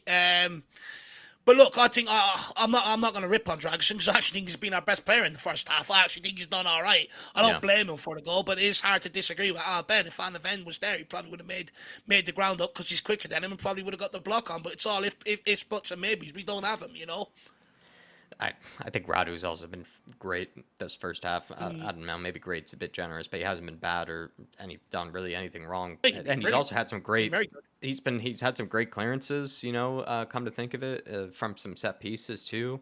Shown that he's very strong. Like, he's bullied Muniz on a couple of occasions. I think he's been fine. Yeah, and there's nothing really, I think, to overanalyze really with his first half for me personally. But for certain, we do take advantage of that pace, Alban. You're absolutely right on that one, my man. We do take advantage of it. And then the Belgian Hotspur saying, I want Højbjerg or Rodrigo in the second half for control in that midfield.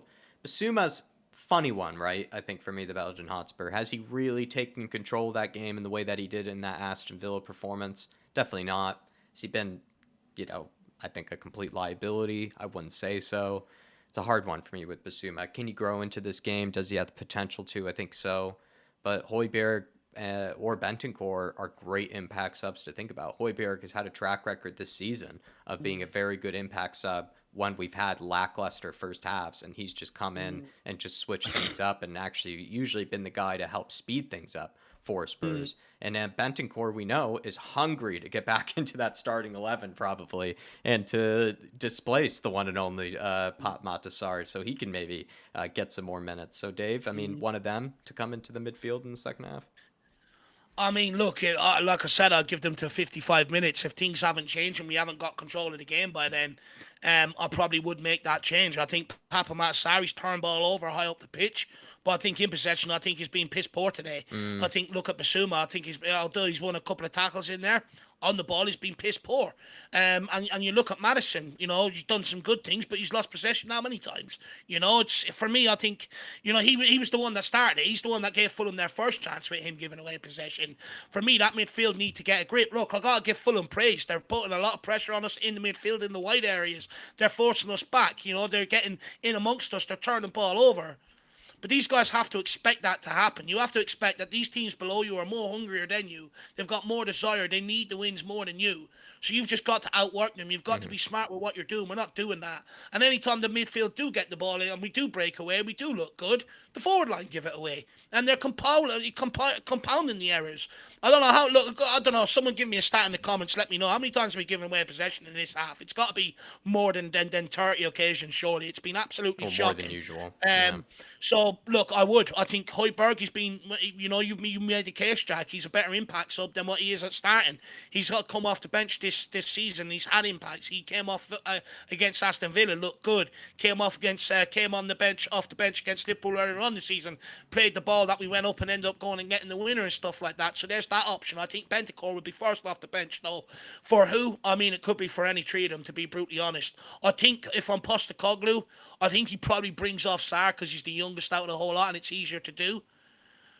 But any one of them come off. And I'd also think about getting Richarlison down through Yeah. the middle and getting Sonny out to the left where Johnson is. The amount of space Johnson is getting with that ball and he's Yeah. doing absolutely fucking nothing with it. That's Absolutely nothing. Even the opportunity he had on goal, he just completely fluffed these lines. You put Son there, that's in the back of the net. Use Richarlison as the decoy down the middle. If Son ain't getting much ball down there, put Richarlison down there and let Son go out to left where the players are getting the ball. That's my kind of thinking. I'm surprised I hadn't gotten to that actually sooner. That when it comes to Sonny, I'd rather see him on the ball as much as possible personally. I understand that when he has to play through the middle, he's not going to have as many chances to get on the ball and make something happen. But with maybe, like you say, the chances that's been wasted by Johnson in possession and how he kind of slowly started to look more sloppy towards the end of that half. If he Yeah. doesn't really sharpen things up in that first 10 or 15 minutes, I would look to bring in Richarlison. Then you get Sonny out wide and you get more opportunities for Sonny to then grow into the game because he didn't look his best either in that first half, Sonny. And you then think if you get to move him out wide, he gets more chances to settle down, get on the ball, go after this Fulham team with a different angle and add a different defender and won't have as much congestion, really around him and won't have his back to goal. He'll start to be able to run at that back line, which I think just offers something entirely different to this Fulham side. But we haven't even really challenged them or really offered too much other than that 10 or 15 minutes there where we were starting to create a few chances. But for the most part, I'd say they've had it relatively easy, Fulham. No, look, I agree. I think Fulham have had it easy. I think they look good because we haven't turned up. Look, one thing I will give credit to Ange Postecoglou, he has been getting a reaction out of them after half-time if we haven't performed. Hopefully he can get in there, get into them players, maybe get them to calm down a little bit. But also hopefully Millie Edenat, the eye in the sky, I call him, the guy that sits high up in the stands and reports back to Ange. Hopefully, he's got some plans as well. Look, I would argue, Jack, I think we just need to up our work rate, up our tempo. I think Fulham are outworking us. If we outwork them, we've got better quality. It should shine. We know that very quickly we can score 1-2 just like that. How many times have we done that this season in quick fashion? This game is not gone by any means. But we have to up our work rate and our quality in this half. It's not going to be given to us. The Fulham ain't going to tire because we ain't playing the possession football that we usually do to tire teams out. So just up the tempo, up the quality. Football ain't a hard game. Let's go and do it, guys. Big half this half. Yeah. And one of these players needs to take one of these next chances, one of these next Yeah. opportunities, right? Because there were a couple of chances that I think were spurned. I'd say two that were pretty clear cut for us that we should have done a lot better with. And I think Madison's comes to mind, and even Stevie D saying, by the way, even Sonny fluffed his lines on one occasion. And I think, if I remember correctly, he might have had one sort of half chance or so, too, that he probably could have done better with. And yeah, there's been some moments. Kulusevski, right? Maybe mate taking the wrong option. So we need to also as well just be more clinical in that final third early in this half if we get the chances. I think Tyler said what? Giving away possession 70 odd times there? Absolutely incredible. And Says it all, doesn't it? sorry, Belgian Hotspur. I think we spoke about your super chat, but for some reason I'm not sure if the comment actually clicked on for me. So I have it on now though. But big up to the Belgian Hotspur. But yeah, I'd look to see, like we said earlier and discussed earlier, maybe Bentancur to come on before Højbjerg. I think is what Dave is guessing here. Well, here we go. They're all out for the second half. Big half for Tottenham needed. Like I said, let's not write this off. Let's not throw our toys out of the pram just yet. We are capable of a quick 1-2 double. However, if we don't start improving dramatically inside the first 10-15 minutes, if I was Ange, I'd be getting Werner warmed up, Richarlison warmed up, Højbjerg and Bentancur. What has he got to lose? But Fulham, here we are underway. Fulham's pumped it long. Romero wins the header. Porro with the clearance. Just get a strong grip around those toys at some stage, everybody, in case we do need to throw them out the pram. Just get a strong grip. Willian tries to take on Porro. That's much better by Porro. Well done. Gives it away, though, by trying to keep it in. Willian with the floater. It's towards the back post. No, it's just gone over Dozi's head, and Willian was lurking. It's gone out for a corner kick. Fulham straight in the ascendancy in this second half. Steve D's going to have hard work trying to loosen our grip off these toys. You know. I'm going to have a bloody heart attack. Come on, Spurs. We're much better than this. We're so much better than this. Why are we doing ourselves a disservice and discredit?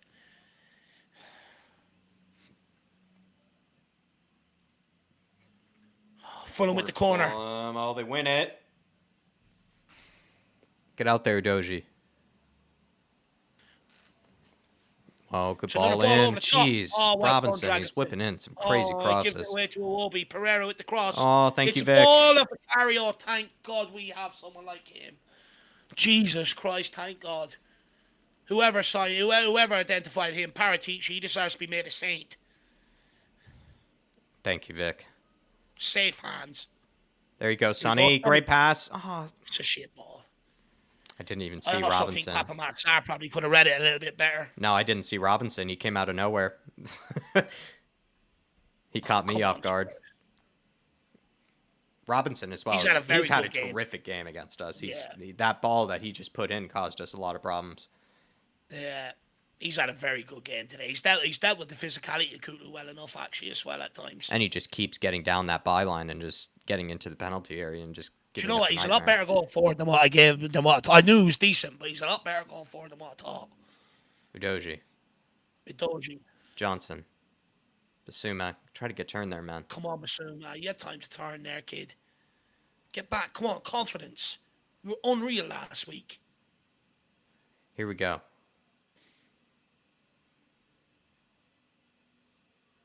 Ball to Sonny. That's better, Sonny. Well done. Oh, no, he took a clip and he's limping. He'd be all right. On to Johnson. Give him the spray. Magic spun. Give him the spray. Give him one of those gummies. Sonny. Back to Johnson. Down the byline. Sonny! Oh, header! Oh, just looping. Couldn't direct that on goal, unfortunately. Sonny actually won a header. I didn't need to rub my eyes to see that again. Well done, Sonny. Well done to Johnson. Getting a good ball in there as well.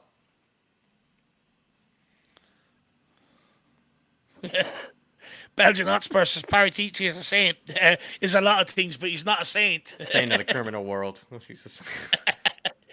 You're right, he's not a saint. He's a godfather. They're the saints of the criminal world, aren't they? Godfathers. Oh, we'll be running through down the line here. The ball across. No! No. Lukic. They just haven't switched on. Lukic with the finish. It's way too easy. Iwobi is just dancing around two of our players there. It's absolutely intolerable to watch. Fulham have come to play. That's the game, I think, unfortunately. Fulham have come to play. And Spurs. We're just not ready. Spurs are just a hard team to take seriously. Look at Iwobi. You've time to close that down. He just dances by a doji. It's played in behind Brendan Johnson. He's not even aware that the runner's gone in behind him, first of all. It's a ball across. It's flicked in by Lukic. It's 2-0 Fulham. Fucking hell, Tottenham Hotspur. Please, just wake up. Don't embarrass me. It's St. Patrick's weekend. Do not embarrass me.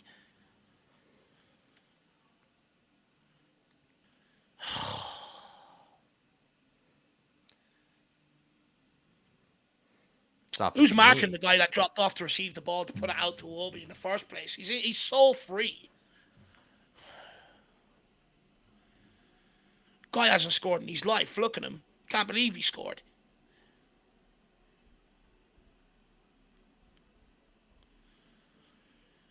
Oh, this day, innit? It's just going to be a bad day.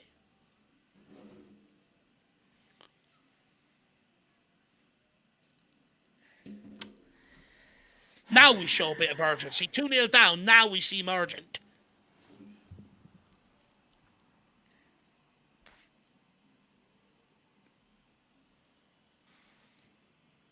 Jesus Christ, they're looking like Madrid out there.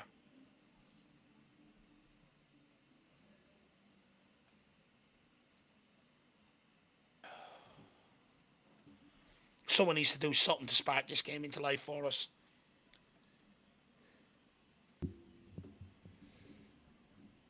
No, don't do a third.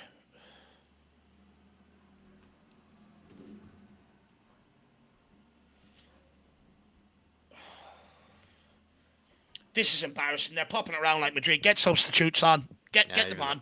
Fulham fans are also feeling themselves. Probably the most polite fan base.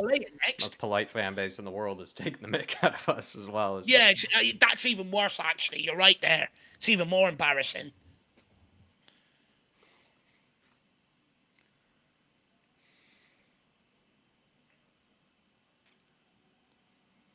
Cameraman loves Lukic. Keeps putting him on the camera for some reason. Well, I got a lot of work in front of us, and I'm not sure if we're going to be able to do it. No, I don't think we're going to catch this one back, to be honest with you.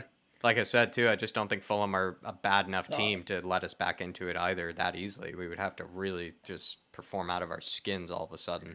They're just outworking us. Every time we get the ball, they really showed up today. Just been they've been better than us for the majority of this game, and then even when we had our moments, they've hurt us.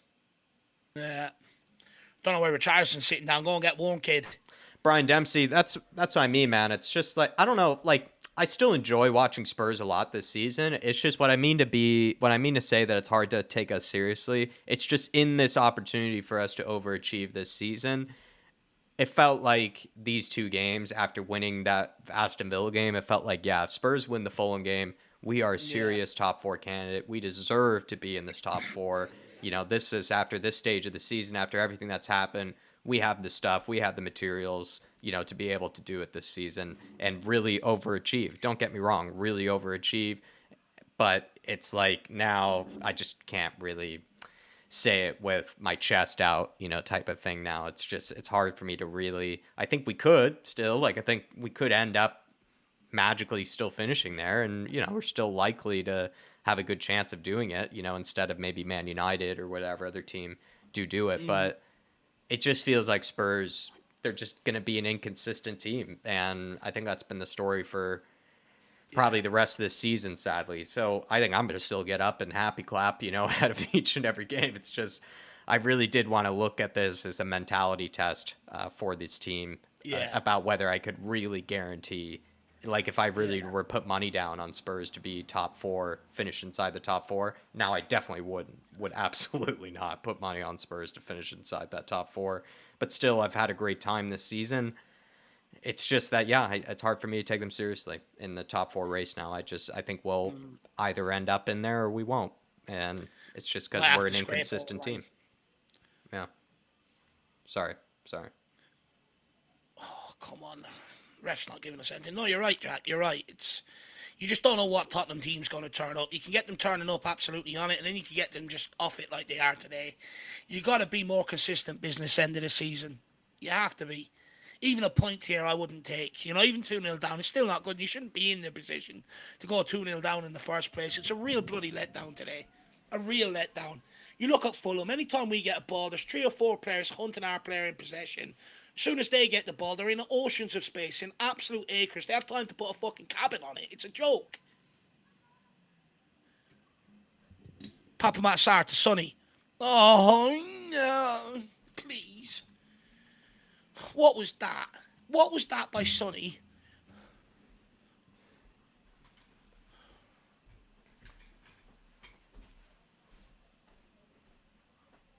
Doji picks it up. We got to go and get a goal soon to get ourselves back into this. Drag us into a Doji. I don't want to see any more backwards passing or slow passing. We're 2-0 fucking down. Johnson. Or Madison even. Well done, Madison. Finally, Paulinia actually gets booked.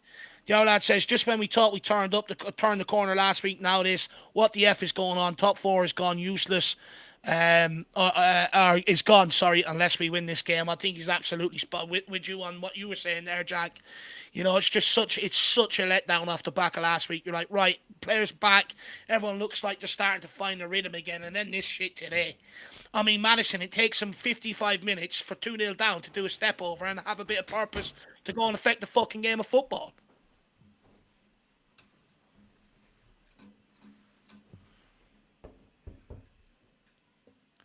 And why is this taking 3 minutes? Just get on with it. Madison, stop limping around, please.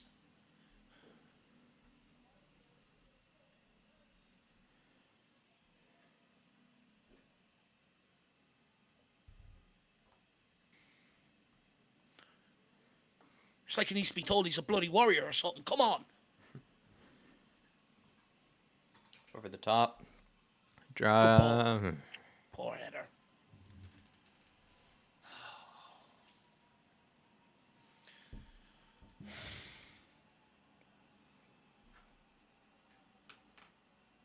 Make some subs, Ange. Please make some subs. I can't watch this yet any longer. Get Werner on. Get Richie on. Get Bentancur on. Fuck it. Bring on Salzburg as well. Yeah.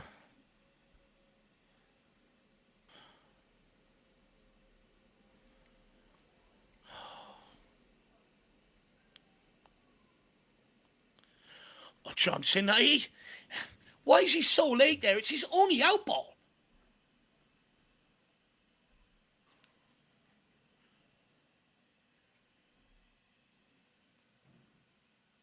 Basuma even playing this half.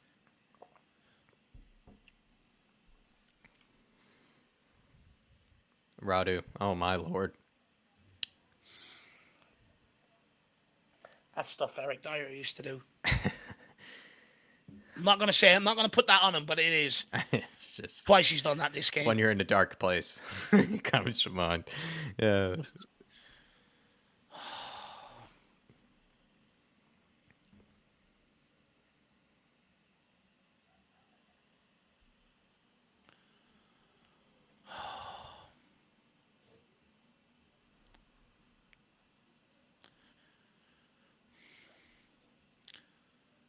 We got one replay of the Madison tackle, and we've got 5 of the Sarr tackle.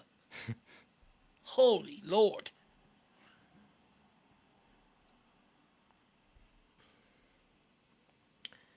King Huddle wants Basuma and Johnson off. Werner and Bentancur on.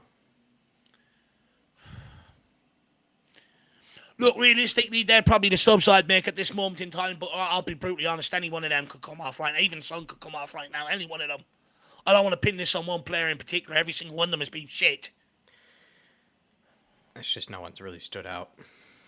Poro. Doji. Good touch. Get there, Sarr, man. He's got to get there. He's actually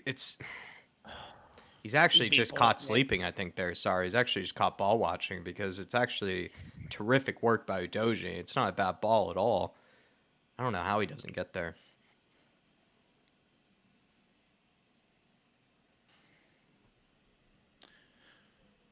They're taking an eternity over every set piece now as well. Does it me or does it just feel like they get longer when you're losing?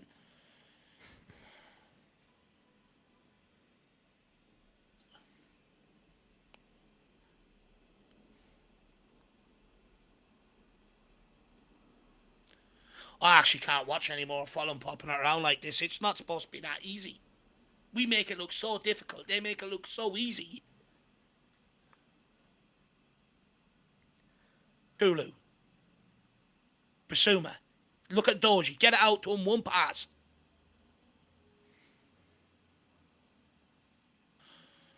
Even Radu doesn't want to give the ball to Johnson anymore. Johnson wanted it.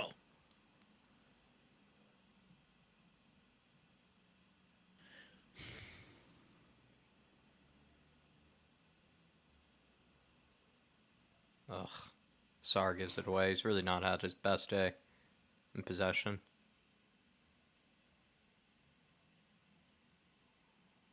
Oh no, Radix, Dragusin, and Udoji get mixed up. Sarr. Well done, Cario's going Ledekar. absolutely ballistic. It's just too easy. They're just popping around us. We are so far off them, it's unbelievable. That's why they're popping it around like that. They've always got a player in space ready to receive it.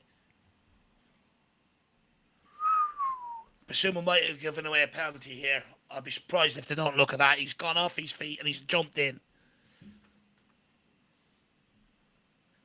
Not given. That's all right. Clear. No. Oh, no. Bassey, it's off the post! Oh, no. No! It's 3-0 Fulham. It's absolutely embarrassing. Second to the set pieces. Yeah, fucking again. I actually cannot watch this shit anymore. We are making these look like Real Madrid at the bloody Bernabeu. It's actually embarrassing. We look like fucking Colchester. That is so lackluster defending. How are they getting to the ball? Not once, but twice in your own area off a corner kick. Twice. Their reactions are so much quicker than ours. So much. We've just been terrible on every level. Just been worse almost in the second half by the looks of things.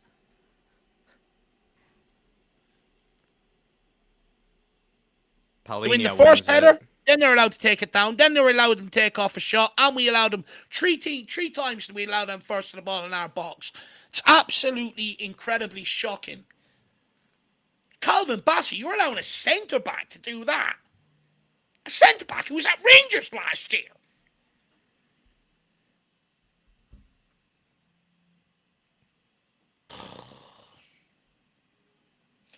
Well, this is a humbling to say the bloody least. Yeah. He has to make subs. We called it 10 minutes ago. Make the substitutions. Called it a half We are time. so far off it. They ain't going to play their way into it. Fulham making us look like kids, says Tyler. I agree. They've really come to play, and we just haven't. I knew I was nervous for a fucking reason today. Yeah, so was I. Oh, and they've just been sloppy all around today.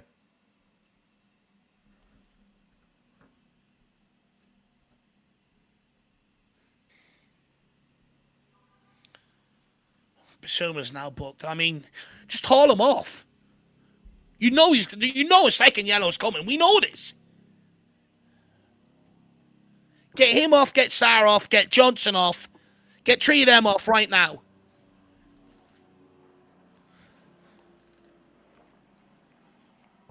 Don't. Why are they high-fiving each other when we're 3-0 down?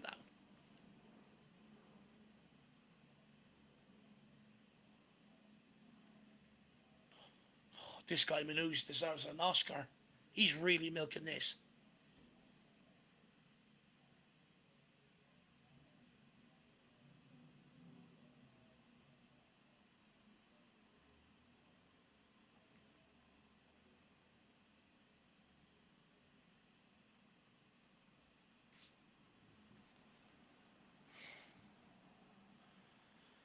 People saying forget Europe. Long Jeezy says Dragusin out of position a lot today. Early days though. Look, I think everyone's been caught out of position. He didn't do great in that last goal, I'll be honest. I sort of said it as it was happening. He went after the player down the wing there on that touch line and just I think Udoji also collapsed on him and then they just left that space in behind the both of them and one of them's got to win it or they got to tell each other and communicate with each other better there.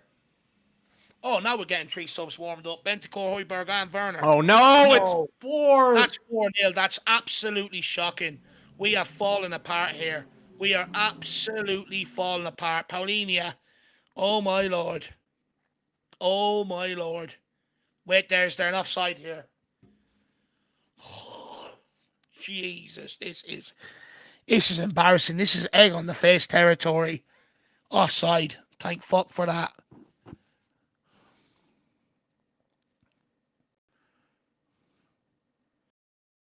Yeah, he's off. Huh? Yeah, he's off. He's in front of the goalkeeper. Yeah, that's offside. Shouldn't be given. He's blocking the goalkeeper's view. Oh, it comes off him. He's off. He's offside. It's come off him. It's got to be.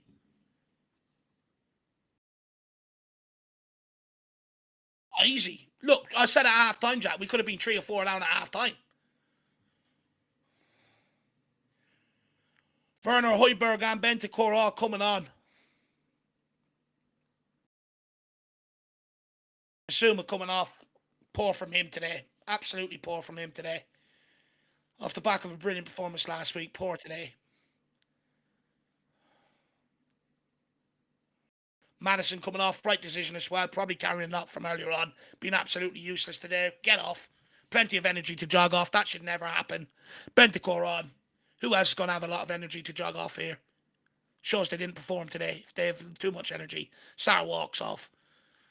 Werner comes on. Probably means Kulu goes through the middle then, I'd suggest.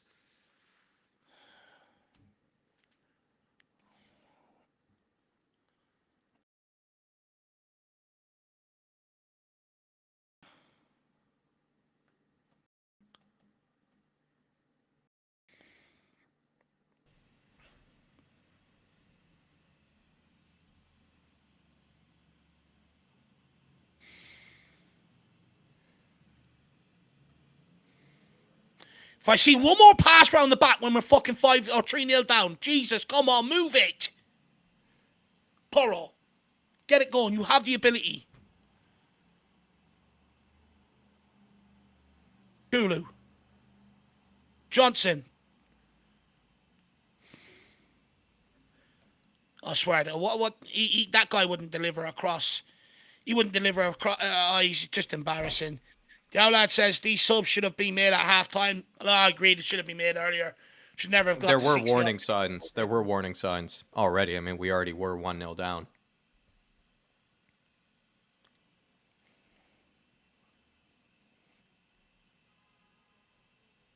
Werner, what can he do? Højbjerg to Son. Højbjerg back to Werner. At least he's trying to be direct. Bentancur. Nicely done. Nice. Ball. Sonny. Well done, son. Wiggles around. Well done. Oh, Johnson. Oh, my Lord. Why is he still on the pitch? Oh, my God. The guy wouldn't score in a brothel. He just would not score in a bloody brothel. This is also why I just feel like Sonny needed to be moved to the wing sooner, Dave. Look at what Sonny initially does when he's moved out to the wing. Yeah. The moment he's out there, already creates a chance like that, Sonny.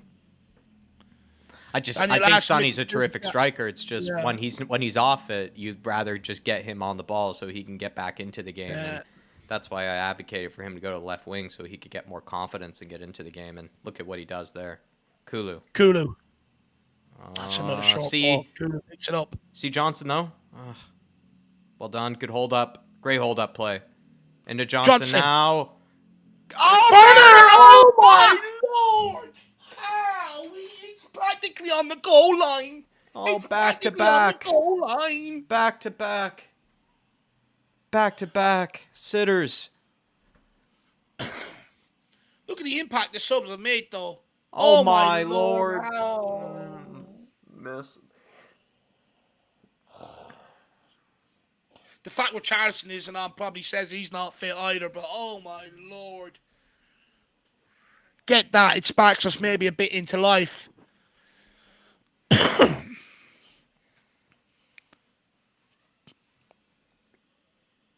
Bentancur. Go on, Bentancur. Well done, man. Lovely play. Lovely play. Out wide onto to Werner. Werner. Find someone. Goes on the outside. Gets it across. Nice. Shot on goal. Gone for a corner kick.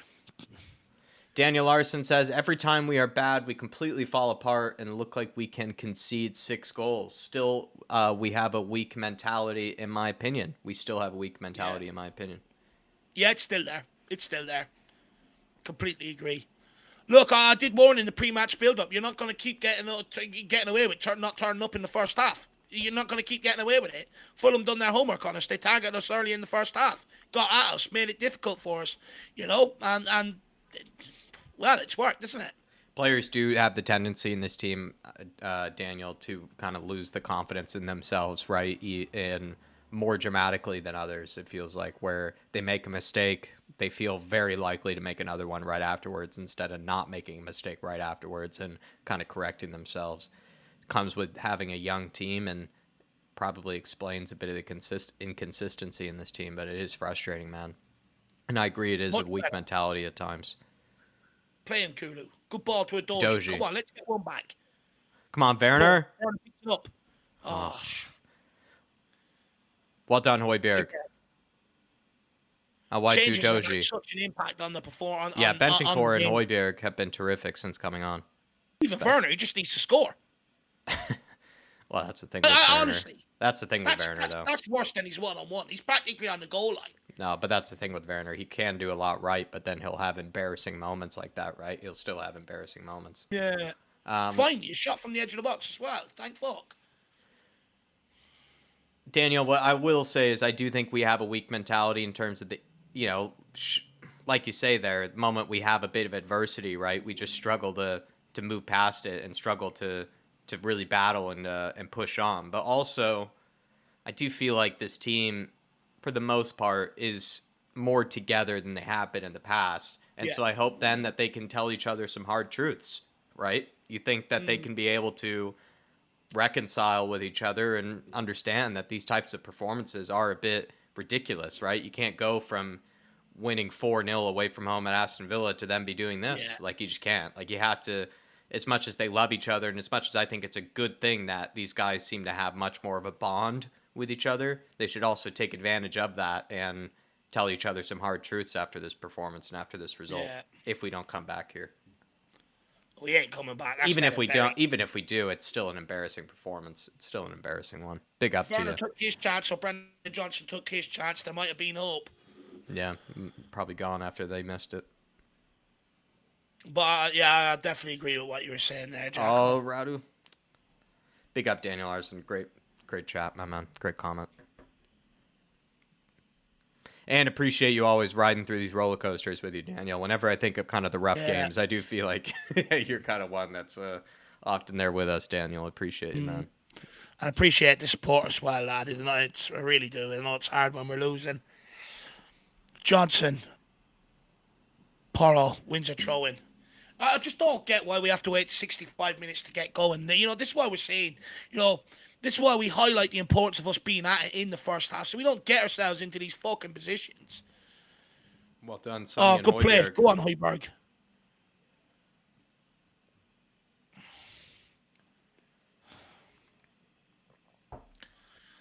Just got caught with our pants down today.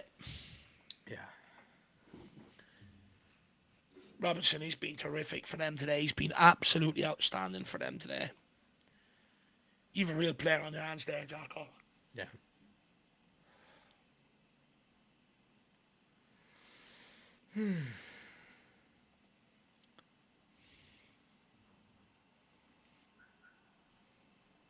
Come on, let's go and try and get 2 quick goals. Come on. Forward, Radu.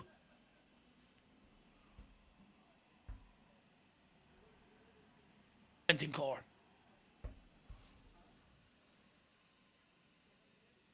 I like that. Don't do that. Now he just does all that to give it backwards. Holy. It didn't seem like there was many on for him. Felt like.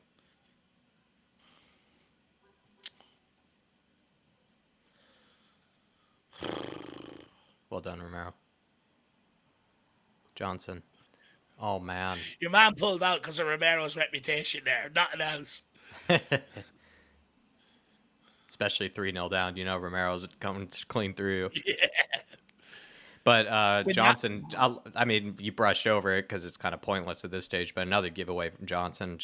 I'd say him and Basuma have followed up some of their best performances of the season with some of their worst back-to-back, Basuma and Johnson, which is really sad to see. That's what I was saying in the pre-match build-up. Let's not overdo it with Johnson. He's got to continue it. And today he's been absolutely shocking. put them all in jails.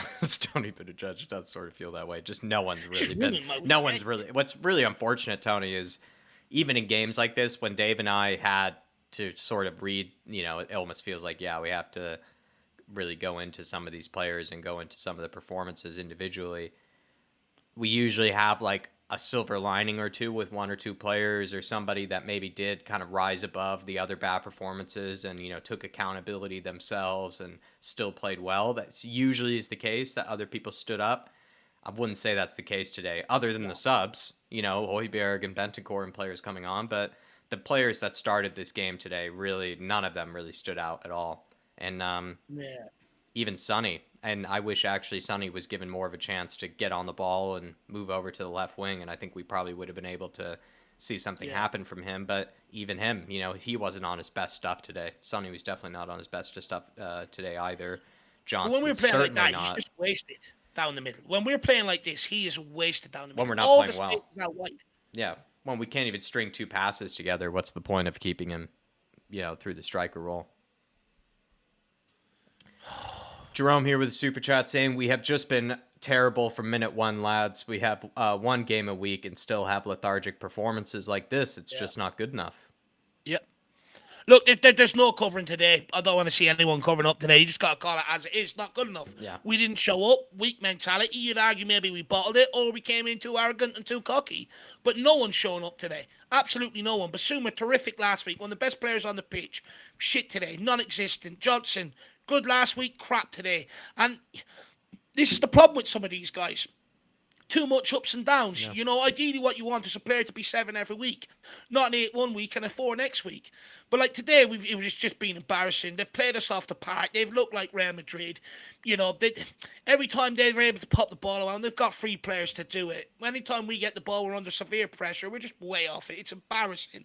It's shit. And look, Ange, he should have made the substitutions before we went 3-0 down as well. The warning signs were there. They were there. They should have made them. Should have made them earlier. Everyone got things wrong today. It's absolutely shocking from 1 to 11, including the management team, Jerome. And there's no excuse for it. They've got a whole week to prepare for these games. A whole week. If we can't qualify for the Champions League when we've got a whole week to prepare, what hope have we got when we've got Europa League or Europa Conference League thrown in on top of it next season? I'm sorry, but I don't want to hear about tiredness. I don't want to hear about players coming back from injury. They've been back more than long enough now. This is just absolute turgid today. It's crap. And Steve D says, Jack, who's actually been good today? Nobody. I can't call anybody out today because they've all been bad. I agree. That's what I sort of meant, Steve D, is I think what's maybe more frustrating is I feel like everybody's been terrible, collective sort of terribleness. And that's what makes this really frustrating in terms of this performance. Usually I feel like I can point out a player or two that I thought has been better than the rest and maybe doesn't deserve the criticism of the general kind of sense, but I couldn't say that really today at all, Steve D, at all. And Jerome, terrible is the right word. I don't think there's really any sugarcoating this. There's no way to explain this type of result. It's just really disappointing. And for the most part, Jerome, I'm going to have to kind of take this Spurs team with a grain of salt, really, when it comes to this top 4 race and this Champions League. I can't take us that seriously. Really can't. I'd be delighted if we overachieved this season, and I think it'd be incredible work by Postecoglou to have overachieved this season with the top 4 finish.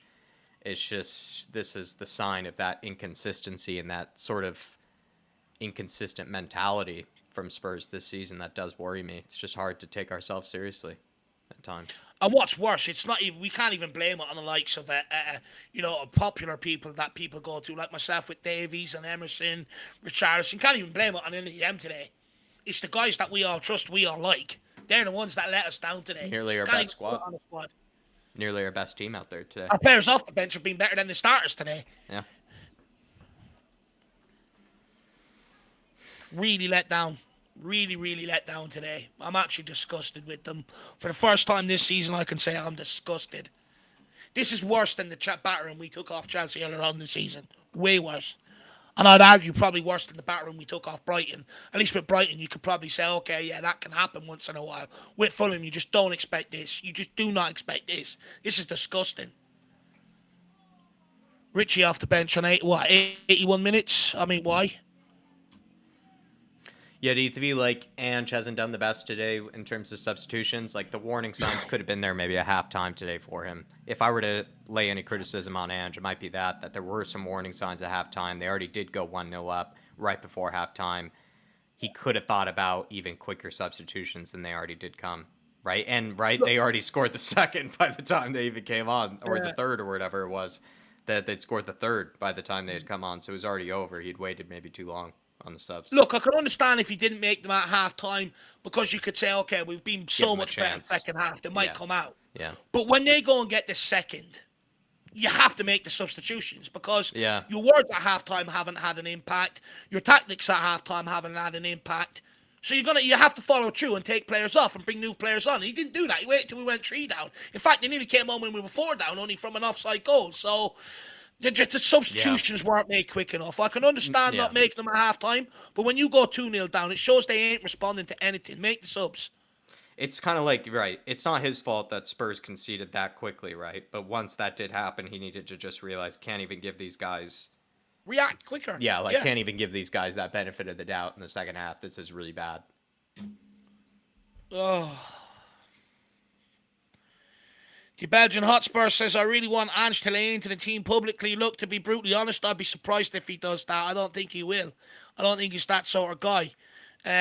Look, he'll do it in his own way. He'll say, look, there's no excuses today. We weren't good enough or whatever. But he ain't going to lay into players. I think that's more us fans' job to do, to be brutally honest with you, Belgian Hotspur. If he starts laying into problems, into players, it might cause further problems further down the line. They didn't like it when Conte done it. Some of them didn't like it when they were here under Jose and he done it. I don't think it's the route to go down. I think privately he'll do it. I don't think he'll do it in the press, though. Yeah. But look, us as fans, we know there's no excuses anyway, I meant to Doesn't put really someone make- else, just quickly, sorry. I meant to put someone else in timeout and accidentally put a member in timeout, Koi's Forever. So, Koi's Forever, I do apologize. If you are listening and maybe you've already thrown your phone at the screen and have already cursed 1,000, names at me, and I wouldn't blame you. But Koi's Forever, did not mean to do that. I meant to put someone else in timeout, and I accidentally put yourself in it because there's just the chat was moving so quickly. So, it just, my thumb accidentally moved the wrong way. My bad. My bad about that. So, if you are listening, we love you. Just, gonna have to maybe go grab a coffee or something, my man. I do apologize. The Belgian Hotspur, and big up to Jerome. I think you're absolutely spot on, my man. And I'm sorry that, this is the time that we see you. I feel like it's been a while, Jerome. So hopefully you and the family are okay, my man. Yeah. Big up to the Belgian Hotspur who said, I really want Ange to lay into the team publicly. He's not really that sort of guy, though, I feel like, the Belgian Hotspur, right? And fans, they've had it. I think they've been a bit guilty of hypocrisy in that, where at times when we've really laid into Ange, I feel like the players were more guilty of letting him down, right? And then he's sort of taken the high road and has taken it on himself. This is a game where I think Ange probably could have looked at himself when it came to substitutions, but yeah, he could be harsh towards these guys, but he doesn't seem like that guy. He seems to be the guy that'd rather just take the high road. Richie? Oh, good defending. Fucking hell. I don't know, Dave. What do you think? Like, do you expect Ange to maybe not be so sympathetic to the players in a press conference or an interview? He just doesn't seem to gain much from it, the Belgian Hotspur. No. Even if he feels that way, he just seems like the guy that'd rather just get through the press conference saying nothing, like just, whispering just sweet nothings and just get through it. He doesn't seem like the guy that feels like he's going to gain anything from, criticizing the players. Look, like other managers probably did. if this was under Conte and it was every single week, you can understand a manager losing in the press conference. I just don't see Ange doing it, losing it in the press conference. I could be surprised, yeah, he might. But I don't think he will. I think he'll say all the buzzwords. Look, it's not good enough, We know that, this, that, and the other. But he ain't going to rip into them. I think he'll do that privately. Believe me, he will do it privately. But I don't think he'll use the press to do it. It's not like they all need a long, hard look in the mirror and a reality check. They've been at it most of this season. But maybe they do need a bit of a, kick up the backside. So I think that'll probably happen behind closed doors. Fulham on the attack here.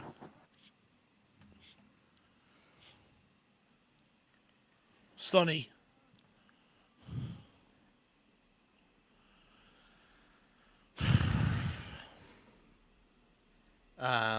Steve D saying dominating possession since the subs. How have we been better? Is he trying to ask, have we Pentecourt's been had a better? better impact than Sarr. Hoiberg's had a better impact than Basuma. And Werner's had a better impact than whoever he came on for.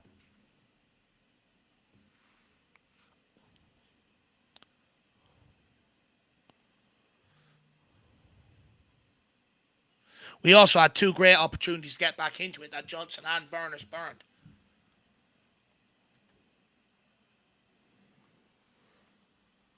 Yeah, we'll pretty much open net.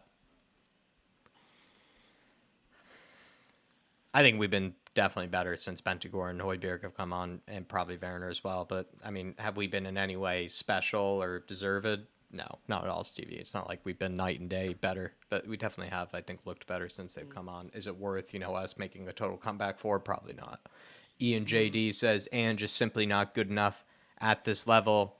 Listen, Ian, I think you can well and have your own opinions about Ange. I just feel like that's reading into it. We weren't saying that last week when we won just 4-0. no one's doubting Ange last week, and also as well, like, let's look at it straight. Like at the beginning of this season, everybody had Ange that was a doubter of Ange. Everybody had Ange being relegated that probably thought he wasn't cut out for for this Premier League and thought he wasn't ready for this level. Plenty of them thought he was going to get relegated this season. I think he's certainly embarrassed a lot of those predictions and expectations. It's just that this is the signs of a growing team. This is the signs of a naive team as well. And I think Ange bears some responsibility in that. Believe me, he sets these teams up. He tells these players, the mentality and tries to set them up correctly. They also, in my opinion, more often bear more responsibility than he does in this. But, yeah, chance for... Oh, Richie just misses, puts it wide. But for me, Ian... I just think Ange has already blown away a lot of expectations this season. Yes, he can get things wrong. Yes, he can probably be taught a lesson or two, I think, by managers like I think Gary O'Neill has, like I think Sean Dyche did, the way they played against us. But he's learning, and he's still had a terrific season. He's still blown away most doubters. I just think that's a bit of a cheap shot. But I appreciate you sending the support, and I appreciate you expressing your opinion. And we're not going to completely tear you down or anything, but I just have to disagree. No, look. I appreciate the talking point. I do. Look, I'll disagree. We weren't saying it last week when we won 4-0. The fact that we've lost this week. Don't get me wrong. I don't think it's good enough. Don't get me wrong. I think Ange should have made the substitutions when we went 2-0 down. The warning signs were there. He could have reacted early. But coming into this game, he done everything right. We won 4-0 last week. He picked more or less the same squad bar Dragusin for Van de Ven because Van de Ven was injured. He couldn't pick him. But the terms of performances between last week and this week in terms of the players, it's night and day. So, I put the start of today down to the players, and then I do think Ange could have reacted better, and he's got that wrong. He could have made the subs earlier or whatever. But for me, it started with the players, the performance night and day. Ange's done everything right by picking them. Yeah, people are saying, Jack, this is Fulham, not Villa. Yeah, you're right, guys. I mean, believe me, no excuses for this. Sorry, you're probably right. I shouldn't even say it's a young team or it's a growing team. It really is that bad of a performance. It's kind of just no excuses whatsoever, really, for today. Belgian, my man, I do get what you're saying. That not sort of ripping into them Conte style, but I do get what you're saying, my man. I do get what you're saying. Because you probably feel like we deserve that Belgian. That's the thing, right? The fans, in a way, deserve Ange to come out like that. And I could agree with that, with what you're probably looking for. Mm-hmm. Dave, though, I mean, your outlet has said Ange is being sussed. I mean, something to think about, on your next hike, in the future with him, and a long sort of a chat with him. And that's probably once again, a conversation that comes out of it. Strangely enough, right after we beat a team 4-0 in the most important game of the season, it's the complete opposite conversation, literally the complete opposite conversation the following week, right? Which I think is a little ridiculous. But we've gone from the best possible result to the worst possible result, really, the next game. And sums up Tottenham Hotspur Football Club. Let's not forget, ups and downs like this have been happening long before Ange Postecoglou. Yeah. Look, I get it. I'm not going to sit here and defend Ange today. Like I said, I think he got the selection right at the start. I think he should have reacted earlier. I do think he should have reacted. When you go, look, maybe he should have made subs at half time, but I understand the reason not to do it because we've been so much better. But you should have done it after 2-0. I'm not sitting here defending saying he got everything perfect. I don't think the performances from the players have been at it today as well, though. I hate to say it, but I do think we've missed Van de Ven at the back. Dragoson's done all right. He's done all right. But for some reason, not having Van de Ven there is just throwing absolutely everything out of sync. Ball into Richie. He's wasted some chances since he's We come just on. ain't going to score today. We've had loads of chances. We ain't going to score today. Yeah, we've all wasted. Every player's wasted probably a chance in that forward line today. Kulu, Sonny, Johnson, Werner, Richie. They've all missed chances.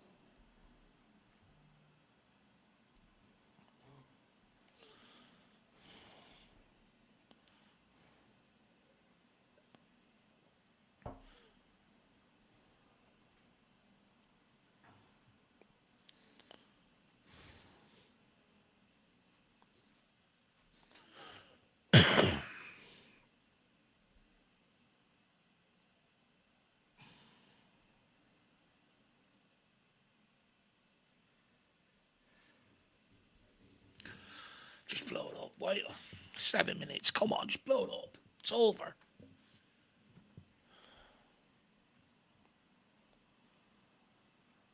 I'm fucking fuming.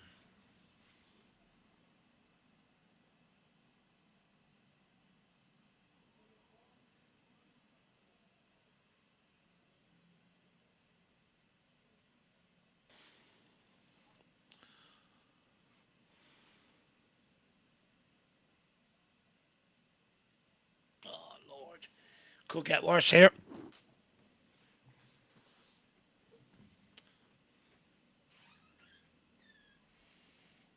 Oh, he's dancing through. Come on, at least try and preserve our streaks of scoring goals in every game. Werner.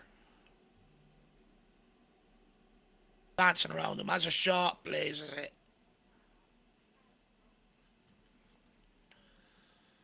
Story of the day.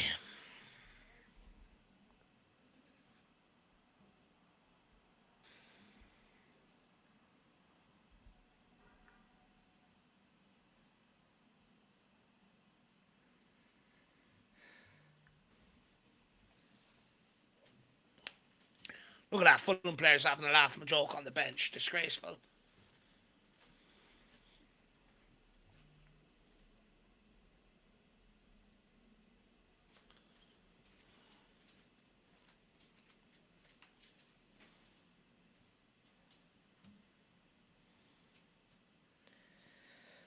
Struggling to get through these last 5 minutes of this game. Yeah, I just want it to be over now. Just want to go and cry.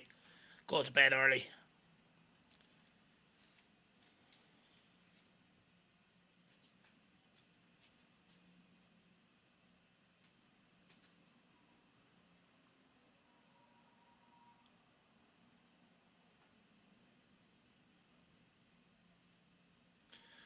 Vicario. Come on, at least like try and end with a goal at least.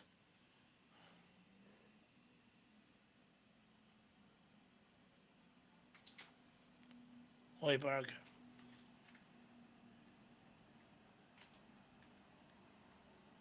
The ball to Bentancur, no one on the outside.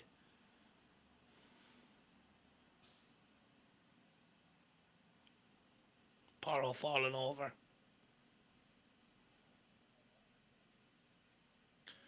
Dragusin. 94 minutes on the clock. Porro. Who's that? Bentancur tries a left-footed effort from distance straight into the keeper's hands, or Celso.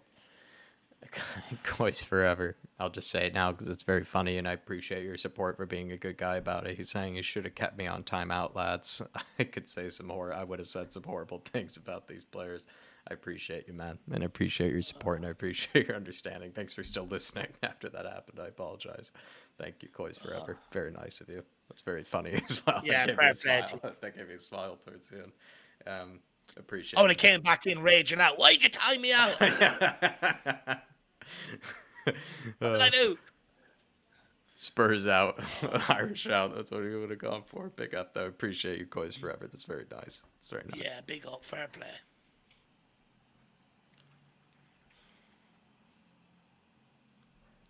Werner. And might as well get to it. Drop kick your teacher saying Fulham was hungrier since minute 1 more than us. I had said that at halftime. Felt like Fulham had come to play and we just simply hadn't, and they really did look well up for this game. They played, we're not going to always talk about how well they're doing, but I mean, when we get the moments, I think we should. I think they have really played very well today, and they played a lot better than I even thought they would have. They just came. They came today. They came to play, and I just don't think Spurs really could probably hold a barge pole to them, really, to be honest, for the majority of this game. They just outplayed us, outclassed us, been better than us defensively, been better than us in possession, even just controlling the game, counterattacks. They've been far more clinical, of course, in possession. They've been a better team in every aspect, and they've also clearly wanted to win this game. For whatever reason, I'm not sure. I mean, they almost have nothing to play for, you think, too. Like, really, they're kind of in that almost sandals kind of period where they're not going to get relegated. They're probably not going to finish in Europe, and they just absolutely ran us out of the park.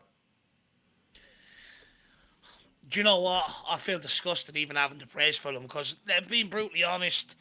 They're a shit Premier League side. They're just here to make up the numbers every single season. I actually feel sick having to praise them, but that's where we're at today, unfortunately.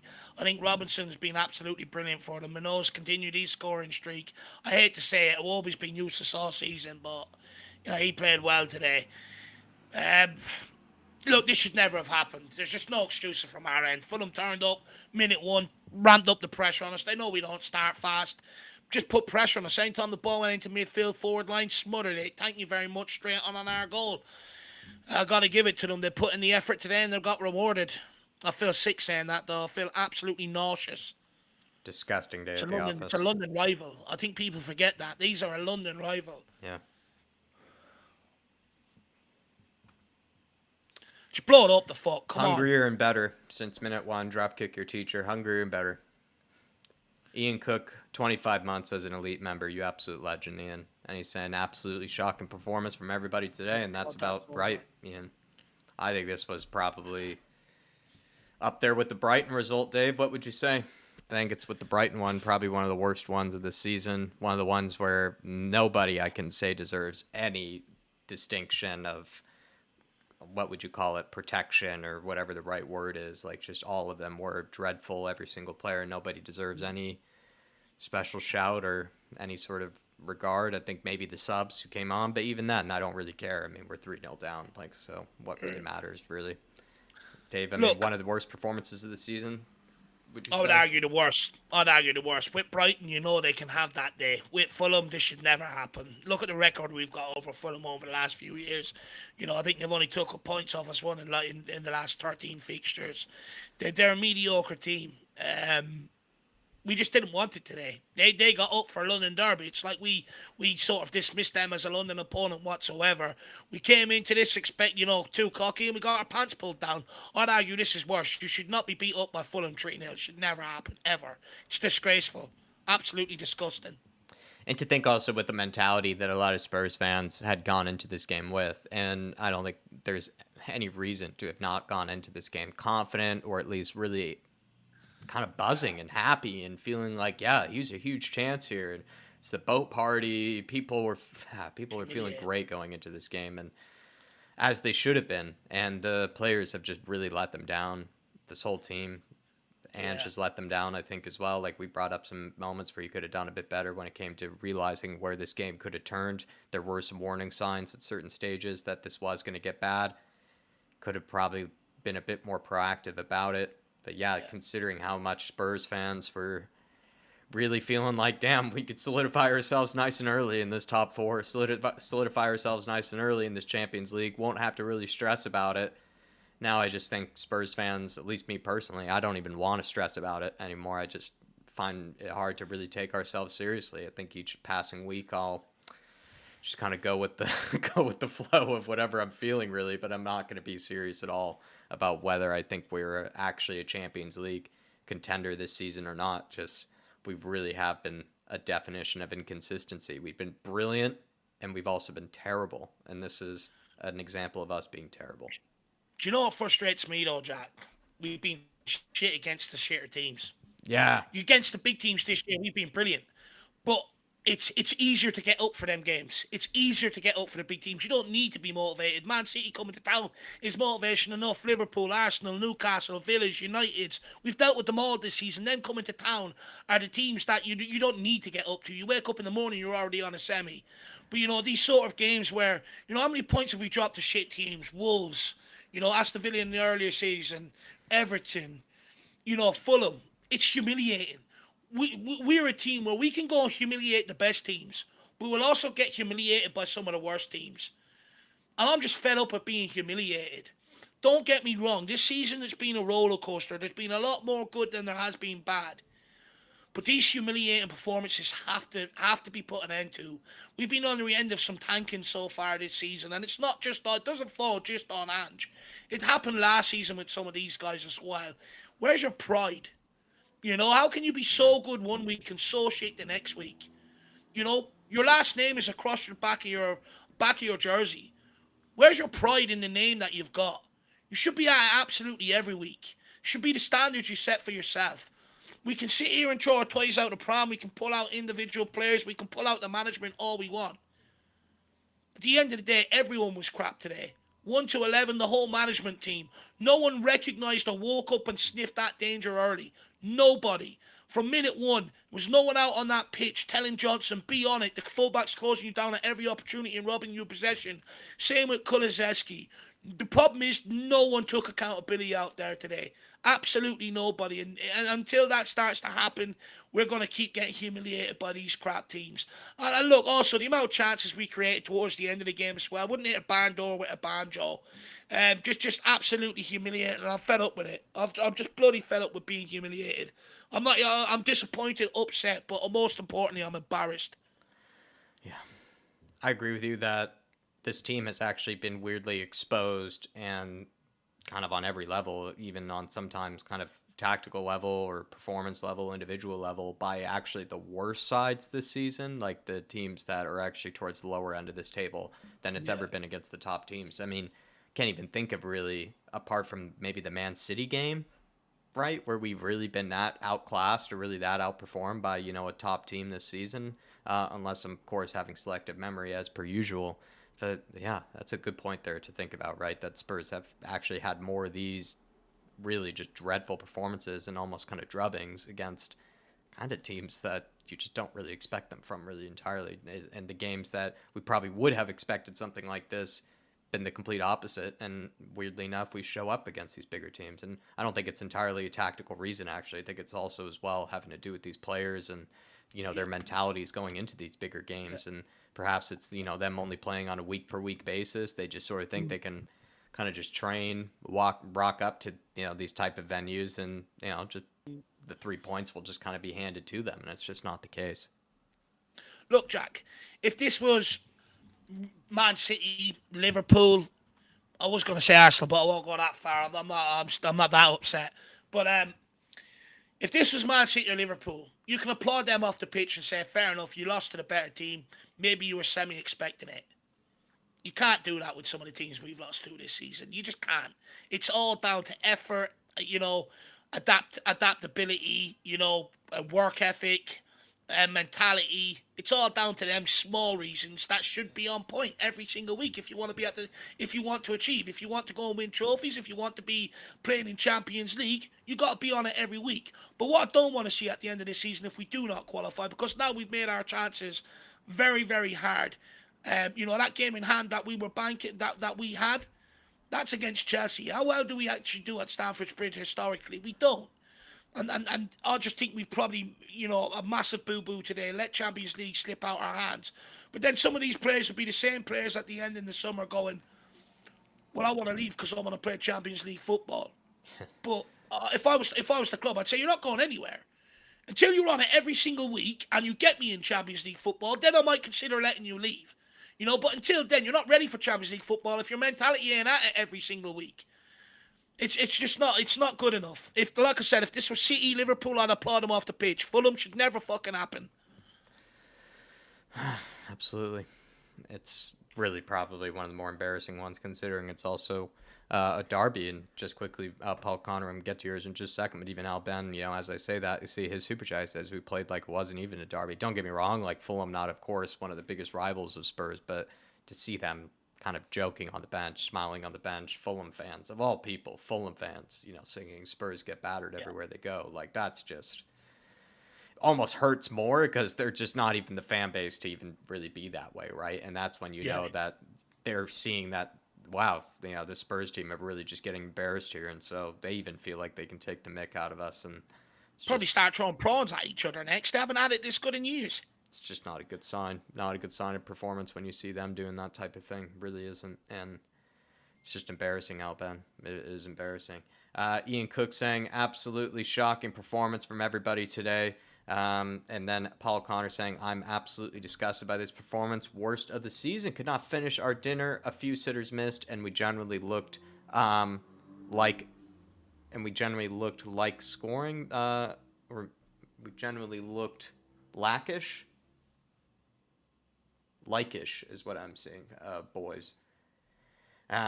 We definitely missed some sitters, Paul, and there was a chance to get back into the game. Even actually before even Muniz had scored, there was a chance for us actually to score the first goal, and maybe it's a different game from there if we do grab that first goal, but I'm not going to give us any excuses. Missed some sitters, and Fulham, I think, took back control of the game. There was like a little spell where Spurs were better in that first half and were creating chances, but once that ended, I think Fulham took control of the game once again and quickly scored in the second half to give themselves that confidence that we're going to win today. And yeah, Paul, it's just the sitters missed were crucial at a crucial time. Probably had we scored those, maybe that Fulham team do kind of lose their own momentum, probably feel very hard done by as well, and then they kind of lose the confidence of themselves because they're only a mid-table side. You could see them maybe putting their heads down if we did grab that first goal, but they were the better team for the majority of this game. They just played better than us. But this is what we also need to see a 90-minute performance. He said schoolboy. He meant schoolboy Jack. Sorry. Just put it further down. Big yourself up, Paul. We did look like schoolboys out there. We looked like a bunch of boys against men. But like, this is what I was warning in the pre-match build-up. Let's stop defending that we only turn up in second halves. You can't keep relying on that. We turned up when we usually do in around 60, 70 minutes today. How many chances did we miss? You can't keep relying on that. That's why the first half has to improve dramatically. That's where this game was lost today. We didn't turn up in the first half, and we gave Fulham the momentum. We gave them the confidence to keep doing what they were doing. When we had the chances in the first half, we didn't deliver that sucker punch. That's why I keep saying to people, we have to start scoring goals in the first half. You have to take your opportunities when they present yourself. In fact, I remember saying, Jack, every game you're not going to be on top and dominate possession like we did against Aston Villa or against Crystal Palace. There are going to be games where you're not going to dominate possession, but you have to take the opportunities. And when you do dominate possession, and prime example today, we didn't do it. There's still naivety in this team. I expect it. It's a young team. We're a team in transition and stuff like that. But this is a setback rather than anything you can learn off, because against Fulham, it shouldn't really be happening. Regardless of age, regardless of manager and stuff like that, we've got quality players there, and this should not happen. So you don't actually learn anything off today. Today is just a complete setback. Yeah, huge setback. Paul Connor, man, schoolboys is probably even being kind to us, really. It just was terrible on every level, man. It really was just terrible on every level. And frankly, Tottenham saying Ange is a good coach, keyword coach, not manager. It just feels like one of those days where we just go back and forth sort of on this whole thing, where one day Ange is the prophet, everybody loves him, no criticism, because of course there would be no reason to after that Villa game, and then after this, all of a sudden people are kind of out for him. Frankly, Tottenham, I think you're entitled to your opinion about Ange. Just me personally, I just think he's a great man to lead us, out of this, what has been a kind of sad 4 or 5 years sort of under Spurs where we've really gone nowhere. We've built projects that have only just been crashed and had to be broken down and restarted again.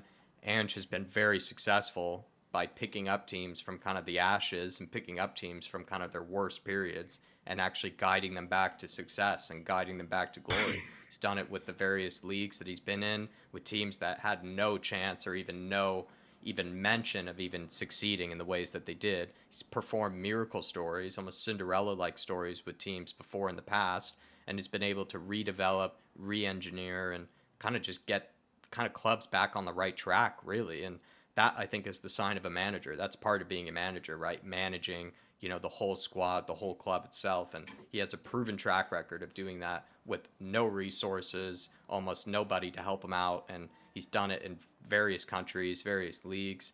I don't see why he couldn't do that, with the Spurs team, because it's not just the game situations that he's in charge of. He's also in charge of getting this whole club and this whole kind of ethos of Tottenham Hotspur back to where it belongs and back to where it needs to be, and that's challenging for trophies, and also getting Spurs fans to feel confident about the play and the style of football that they have.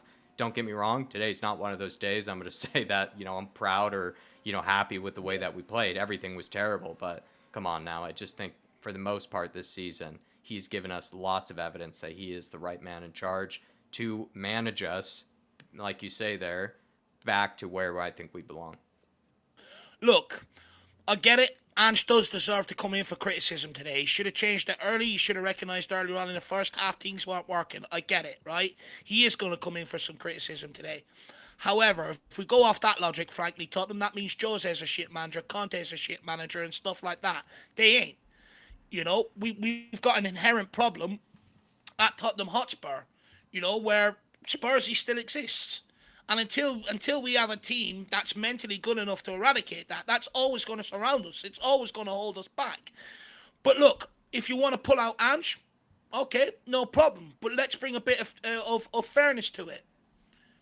Ange relies on his world-class player, Sonny. Where was he today? Did he turn up? So we're going to pull him out? Kulu, Madison, Bissouma. Let's not forget, Ange was also let down by a lot of these players today. It ain't just on Ange Postecoglou. We can keep going for the managers every single time, all we want when we lose a game of football, no problem. But where does it get us? Where does it end? At the end of the day, I'm not happy with this result. I'm far from it. I'm absolutely fuming. I'm embarrassed. I can't wait to get off and go to bed early. Put on a movie and bloody forget about it. It's ruined my weekend. It's Paddy's Day tomorrow. I can't even celebrate that now. But at the end of the day, if you're going to go after Ange, go after Son, go after Madison, go after Bissouma, all these other guys that we like who did not turn up today, who did not perform. It ain't just on Ange Postecoglou. I've said it. Everyone deserves criticism today. The coaching staff, what the fuck were they working on during the week? Postecoglou deserves criticism today. And then players. There's no way you can go from humbling Aston Villa 4-0 last week to such a drop-off of 3-0 this week. Everyone deserves criticism. But it ain't just on one guy. If you're going to pull out Ange, I'm going to pull out Son. It's that simple. Bullshit. Yeah, I'd agree with that. Everybody should hang their heads, and everybody shouldn't feel like they aren't. Everybody should feel like, they're part of the criticism. Nobody should feel like they're exempt from it after this one, frankly, Tottenham. But to be honest, I think Ange has proven over his career that he can manage teams and he can manage clubs. It's a whole thing. It's a whole job. It's not just these games that we can look at in isolation. LB 1998, bros, you're giving United hope from the City fan. Yeah, like I said, we're not doing our end of the job, and it looks like you've been doing your end of the job. I'm sorry. It's simply as, but we'll try to make our end for it. We'll try to make up for it at some stage for you, LB 1998. I do apologize again. It does give me a bit of a smile. What has been a pretty terrible day at the end of the day. Kind of like Coy's forever there. I do appreciate you both for at least keeping me a bit of humor at this. 2J saying, I don't care if Kulu has covered the most distance in the league. He does my effing head in. The amount of times he runs into players and wastes attacks. Not a day for me to protect or really defend Kulusevski for me, 2J. I'm a big fan of his, but I'm not going to try to protect him or defend him. What I would say is to maybe add maybe some other kind of things that he certainly could be working on or looking at this summer. I just think he has a bit of the, in another sport, it's sort of called the yips, having like a bit of a like you psych yourself out like in certain situations, and I think he does in the final third when he's in the penalty area. He often can make the wrong decision, or he looks to square it to somebody else who he'd rather just bury the chance because he doesn't have confidence in himself to do it. I would say Kulusevski's terrific at, like you say there, right? Covering the distance, working hard off of the ball, never slacking in that regard, creates lots of chances. But when it does come to final decisions and like actual final third productivity, he does have a bit of that wastefulness about him. And it Yeah. can come in a variety of ways. It either comes with him not shooting, it comes with him shooting when he should have passed. It's a variety of things, but he is wasteful in the final third, and that's something I'd agree with. No, look, again, I'm not going to sit here and defend Kulu off the back of that performance, but I do think a lot of the good stuff he does go unnoticed. Don't get me wrong, I'm with you. I think he needs to affect games a lot more regularly in terms of his goals and assist output. That's really the only stat that people actually care about. They don't care about the amount of distance he's covered and all this other stuff. But again, we can sit here and pull out Kulu. What did Johnson do today with the ball?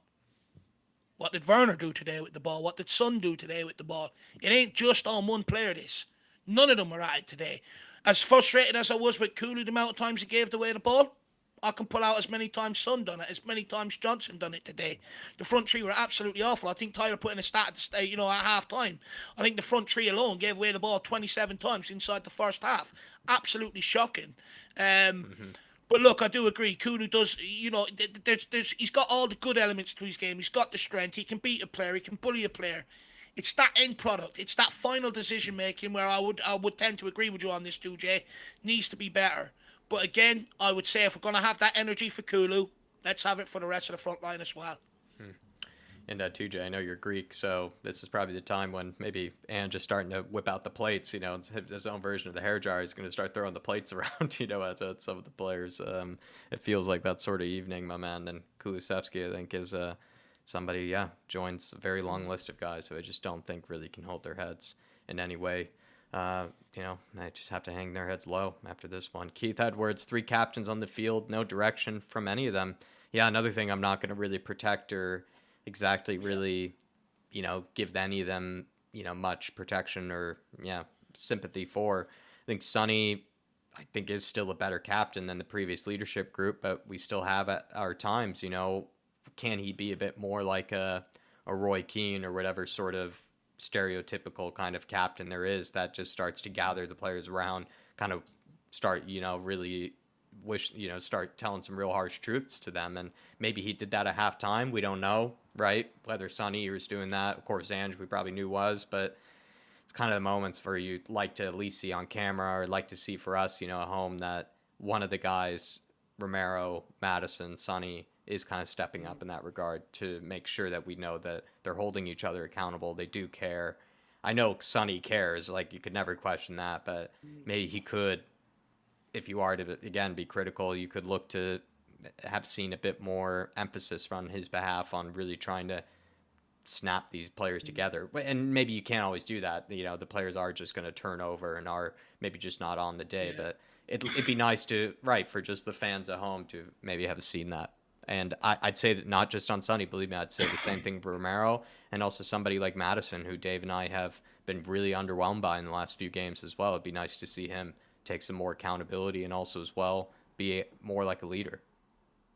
Look, I've pointed this out with the leadership group before. We don't have an actual player on the pitch who will stand up when things are going wrong, start issuing instructions, and start being vocal and verbal. And okay, some people say, what does that do? It gets players thinking. It gets them involved. It gets them stop, resign, and accepting what's going on. It's giving them information that might actually help them.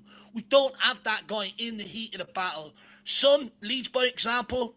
Good friends with everybody, and I've no doubt can probably dish a bollocking out if needed in the changing room. Romero, the same. Madison, probably the same. But where's that guy in the heat of the battle when it actually matters? Doing it after in the change room doesn't matter. Doing it at half time, in retrospect, it doesn't matter, but you've got a chance to go and put it right. That's why people do it. But where it does matter, we don't have that guy. If we had someone out there in the first few minutes going around to people, bollocking people if needed, get switched on, feeding information around, might have seen a different outcome today. And that's what we miss on the football pitch. We don't have that guy in the heat of the battle doing it when it actually matters. And that's something we need to bring into this football club. I'm sick of saying it. I've been saying it for years now. It's better than what it used to be, but is it perfect? Definitely not, Keith. I wouldn't say that. Vindaloo, big up, guys. And just also trying to struggle with this one. And just looked at it why. So basically, he didn't really do anything. He just sort of, Yeah. maybe saying that he just resigned and let it happen, Jack. Didn't do anything in the first half, to try and galvanise the players from the sideline. Didn't react at halftime and reacted when it was ultimately too late and the game was out of sync, out of the equation. I'd agree with that more than usual. I'm not always one to jump on that. I understand some people have, right, where they feel like Ange doesn't really do enough on the sidelines or on the touchline to really kind of remind his players, to wake up.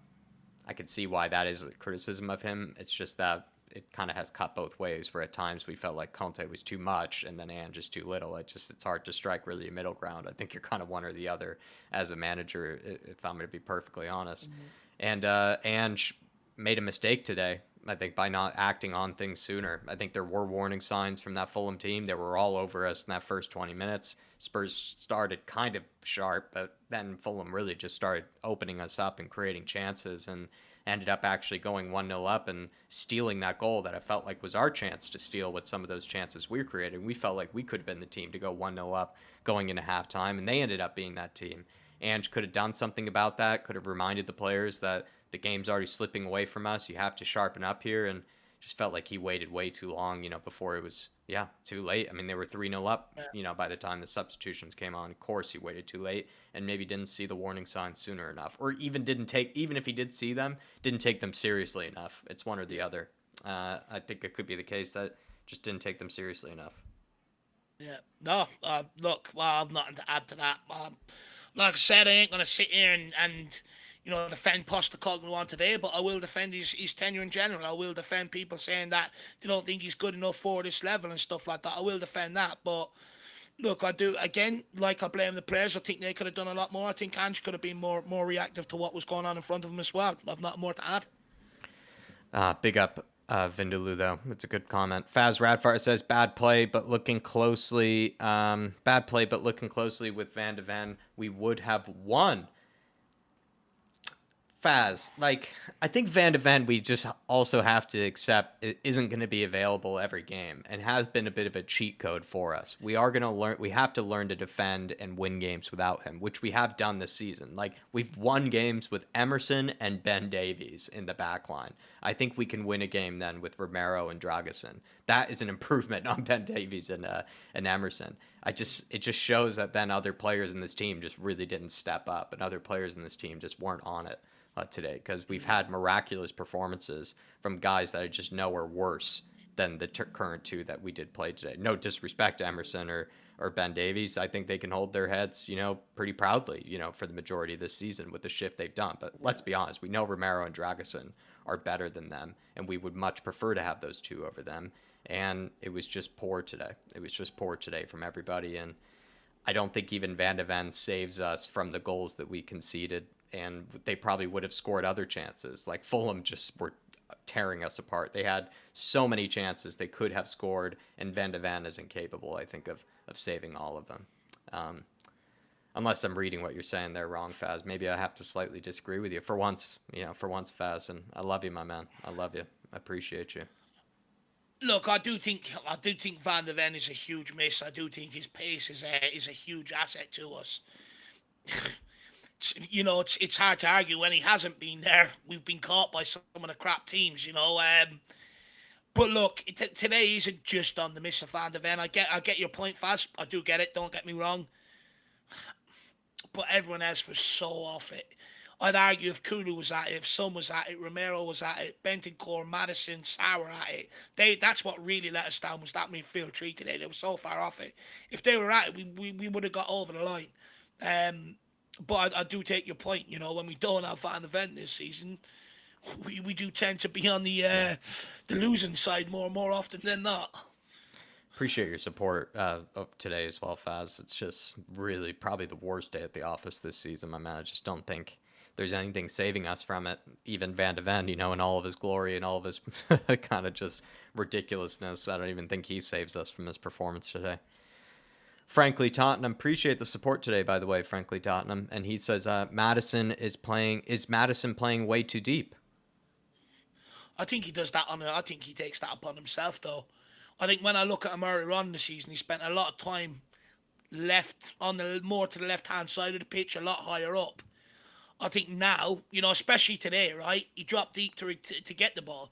But that's because he couldn't get it on in midfield. Fulham's midfield pressed us. So he was trying to get away from that and trying to get the game. My problem is actually what he does when he gets on the ball deep. He just gives it back to the centre-backs. I'm sorry, but I've never done that in my life, ever. If I've gone to get the ball, it's because I want the ball, because I'm fed up with everyone else not creating something, and I believe I'm that guy to go and do it. So I'm going to get the ball, and I'm going to progress it. Madison comes, gets the ball, gives it back, and jogs off again. That's someone that wants to look pretty in front of the camera, looks like he's involved in front of the camera. But he doesn't actually want to affect the game. He doesn't actually want to get the ball to drive it forward. But naturally as well, when we don't have control of the game, frankly, Tottenham, when we don't have control of the possession, he's naturally going to play deeper, because we're just blocking up, trying to chase shadows around the pitch. So there is that element. Like, for instance, last week against Villa, dominated possession, at times dropped deep to receive the ball off Van de Ven, gives it straight back to him and jogs off. I personally, I don't... I've said it. I think Madison, I think he goes hiding an awful lot. I think it's more on him than actually maybe the tactics or the instructions. I think he's got the easiest job in this Tottenham team. His whole instruction is, go out there, be free, go and affect the game. You've got free license to move around, get on the ball, go and affect the game. He ain't taking that. Everyone else has inverted roles, other things to do. Madison doesn't.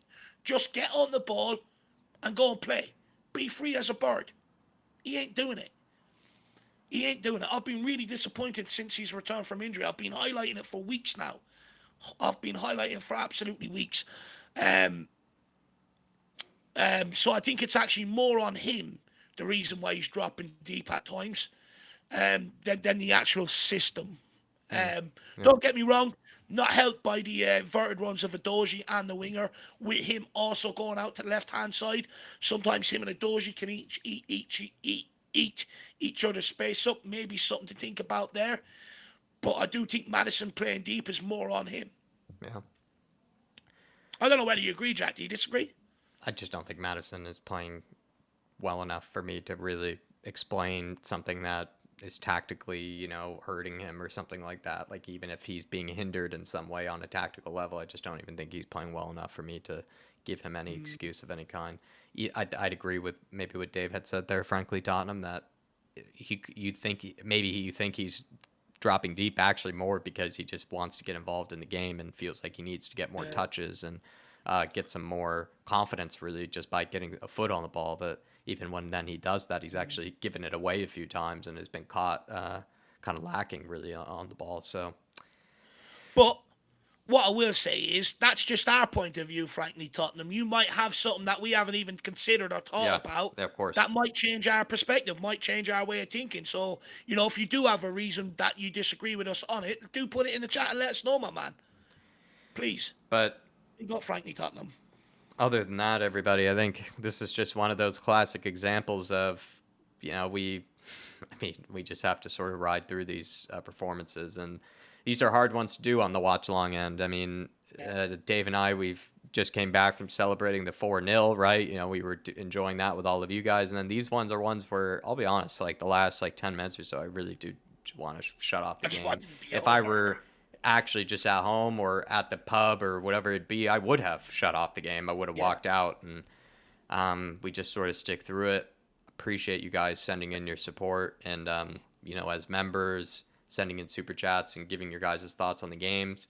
But it's one of those that's just not easy for Dave or I, because we're frustrated. We're also really deflated from it as well. It's hard to even have an answer for everything that went wrong, right? You don't always have the answers for everything that can go wrong in a day. We try to make the best sense of it as we can. And it's one of those roller coaster watch-alongs, as I think is the accurate word for it, right? The reason I call it that is because there are some real highs and there's some real lows. It's one of those deeper lows of this season, and at the worst possible time. I'll kind of wrap up my final thoughts and say I still love this journey under Ange, and I very much am a big believer in Ange and this team, and that we are headed in the right direction. It's just that my hopes and my confidence of top four in Champions League are really hurt once again by this, and I think there's still a strong chance that we could finish there. It's just I think it will be more out of surprise on my end than it will be kind of out of expectation or anything. Like it's just there's still a strong chance of it happening. It's just it's going to be hard for me to really back Spurs going into every single game week and expecting consistency from us. I think that's just the hard thing. We just haven't shown consistency. Yeah. Yeah. Look, my final say on things is, look, first of all, thanks for your support all day. It's been absolutely incredible. Look, when it comes to these, these ones on days like this, I just want to be a normal citizen behind the phone, not being on screen, not being embarrassed like this, especially when there's nothing we can do about it as a fan. There's absolutely nothing worse than sitting here fronting something like that, having rival fans coming in, taking the piss out of you and stuff like that, and having to sit here and front it. It's difficult, but at the same time, when you win, you get even better rewards. It's just a bad day at the office. I do think there's a lot to analyse. This is what I've been saying all season. Let's not get too far either side. Let's not get too carried away with how great we are and try and, cover over some of the stuff that we need to improve on. But let's not also rip it down, burn it up and say we have to start from scratch again. It's this season, at the start of the season, we all knew it was going to be a long process. We all knew there was going to be ups and downs. I would argue there's been a lot more ups than downs than what I expected there would be this season. But look, at the end of the day, it's a bad one. It's a fucking hard one to take, guys. I don't really know what to say to you because we've got 2 weeks now before we can put it right because there's an international break. But look, there'll be a lot of discussions to have over the international break. I do hope Spurs haven't ruined your weekend as such. Hopefully you can have a good night tonight. Maybe enjoy yourselves tomorrow. I know my weekend's ruined, but look, the good thing about these days, the only good thing is that we've got 300-400 friends that are going through the same pain. So yeah, I'm sorry, guys, not what we wanted. We just have to wait to the international break. I don't even know what to say. I'm just rambling, guys. Go and have a good evening. Appreciate you all. If you can, first smash a like button. Also, if you would like to be even more generous, feel free to grab a membership because there is content that actually some of you guys don't get to see. If you aren't a member, that is out there for you. You would have looked at our preview ahead of this game, which I think we actually had a pretty good preview ahead of this game where we did sort of speak about this potential of this happening. I don't think we obviously took it that seriously, but we did mention it, and there's plenty of other content that will come exclusively for the members. So also, if you want to be a fan show member and you want to have your say bravely after a game like this as well, come the next time we do the fan show, feel free to grab a membership and do that and have your say on the game and have your opinions about it. But go into international break definitely not on a high, and we'll try to pick ourselves up over it. I just want to go to bed and cry like a 4-year-old. As per usual after these games, these type of ones. But everybody, I think we'll leave it there. Come on, you Spurs. In the Big Ange we trust over here on this channel, and we'll be seeing you. See ya.